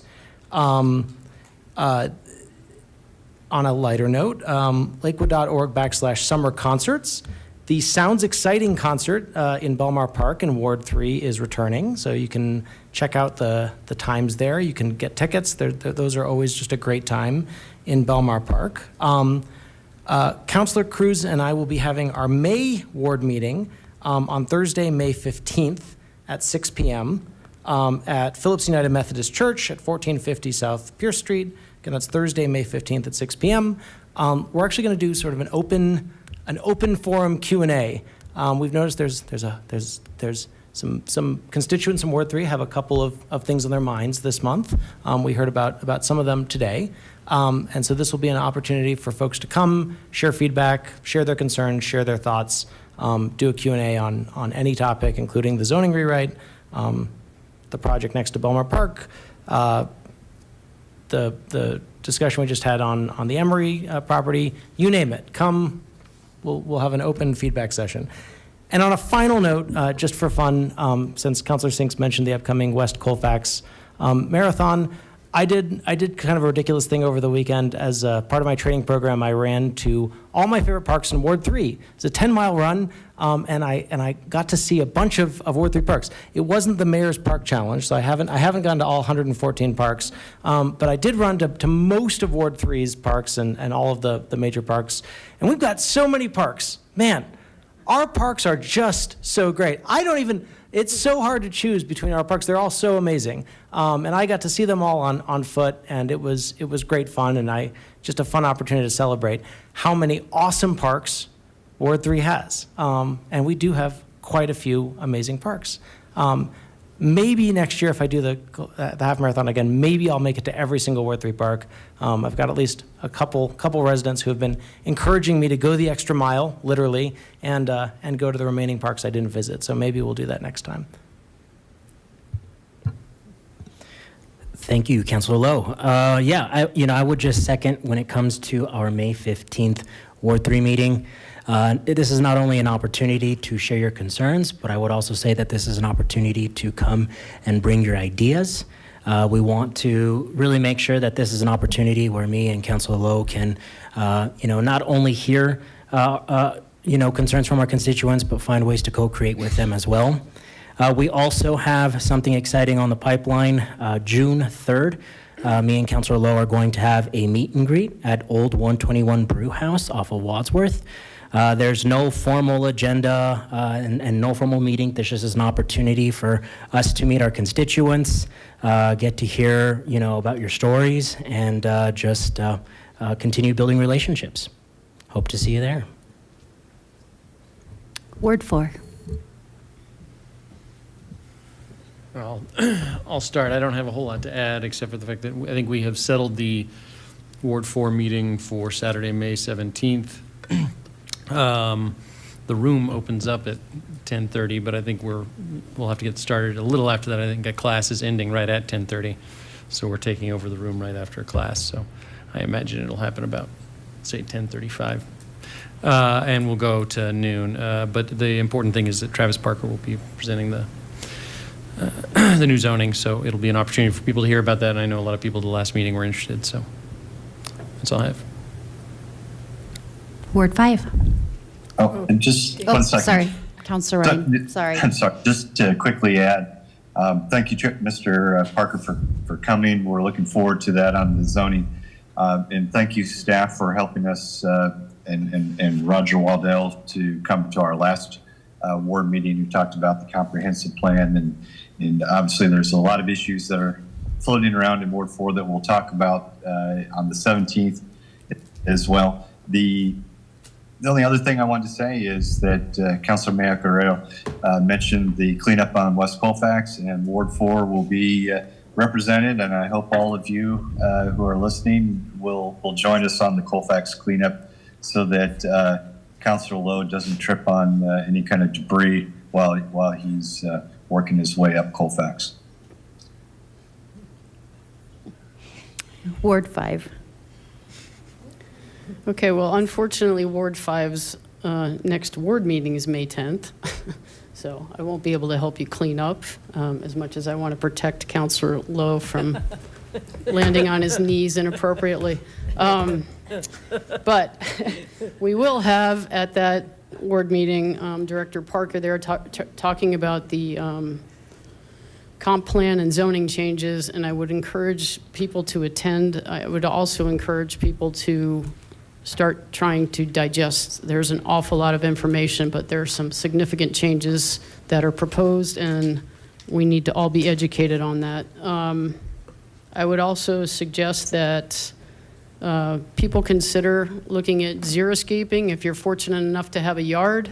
This would be a great time to get into that. And I personally planted clover in part of my front yard last year, and it's coming in like gangbusters right now. Clover is very low water, and you very seldomly have to mow it, so it's a good option. But there's some great information on the sustainability programs and opportunities for reduced water conservation program on the city website. So please take a look at that when you get an opportunity, and look forward to seeing you at the May 10th ward meeting. For those of you that aren't picking up trash. Well, I will add, it's nice and early, Councilor Nystrom, in case you'd like to get outside. 7:30 a.m. they get us out there, so. I don't know if it smelled very good. True. Thank you, everybody. And before we close tonight's meeting, I've got a couple of announcements and wanted to also share a couple of staff announcements. First of all, I'd like to say a big congratulations to our city manager, who just last week was named City Manager of the Year by the Colorado City and County Managers. So to be the Manager of the Year for all of the managers, that takes a lot, and we're lucky to have you. So thank you very much for all that you've done.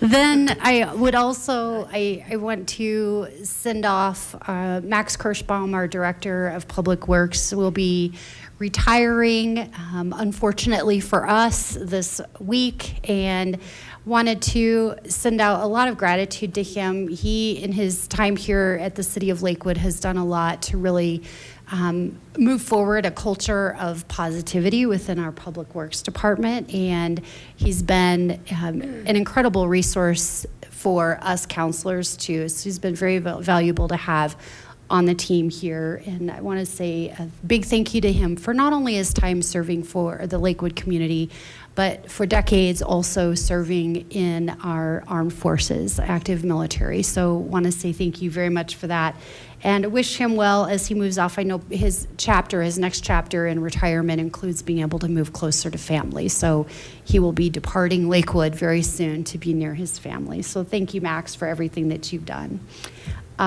Also, we have now officially launched the application period for the Mayor's Inspiration Award. So wanted to put that on everybody's radar. That will be open, I believe it's usually around June or July 15th. So check the date for me. But the categories, again, this year will be a youth category, a business category, a group category, and an individual category. So not youth, but an individual. And so if you know of any youth that are doing extraordinary things in our community, I would encourage you to either nominate or find someone that can nominate or whatnot. Youth is our most challenging category to get nominations in, and yet it's like one of them that is the most aspiring to be able to hear these stories. Last year it was Lakewood High School. What were they? Thespian? I can't remember what the theater club. I'm not sure the actual formal name, but an incredible story about the things that they were doing to make sure that all students felt comfortable in being a part of that program. And so there are countless stories out there of teenagers that are doing work like that. I would challenge you to find someone that might embody that kind of inspiration here in our community. Also for adults, we love those too. For our businesses that are really giving to the community, we want to hear about those. So please send the nominations our way. That will be open for a few months, so you have a little bit of time to suss that out. And then separately, I'm very excited. We just added a park. And in the same night that I am announcing that we are going to do the second annual Mayor's Park Challenge. And I'll have more details about that in looking at Lakewood, so everybody keep an eye out. That'll be in your mailbox towards the latter part of May, but just want to put that on everybody's radar. We got lots of good feedback from that. I personally really enjoyed the opportunity to get out and see different parks across Lakewood. No, I have not been to all the parks yet, so we are doing it again, and I think this year we'll do some kind of a fun spin, although I'm not going to run 10 miles to all the parks. So thank you, Mr. Lowe, for the idea. With that being said, we've got no further business this evening, so I will go ahead and adjourn us at 9:36 p.m.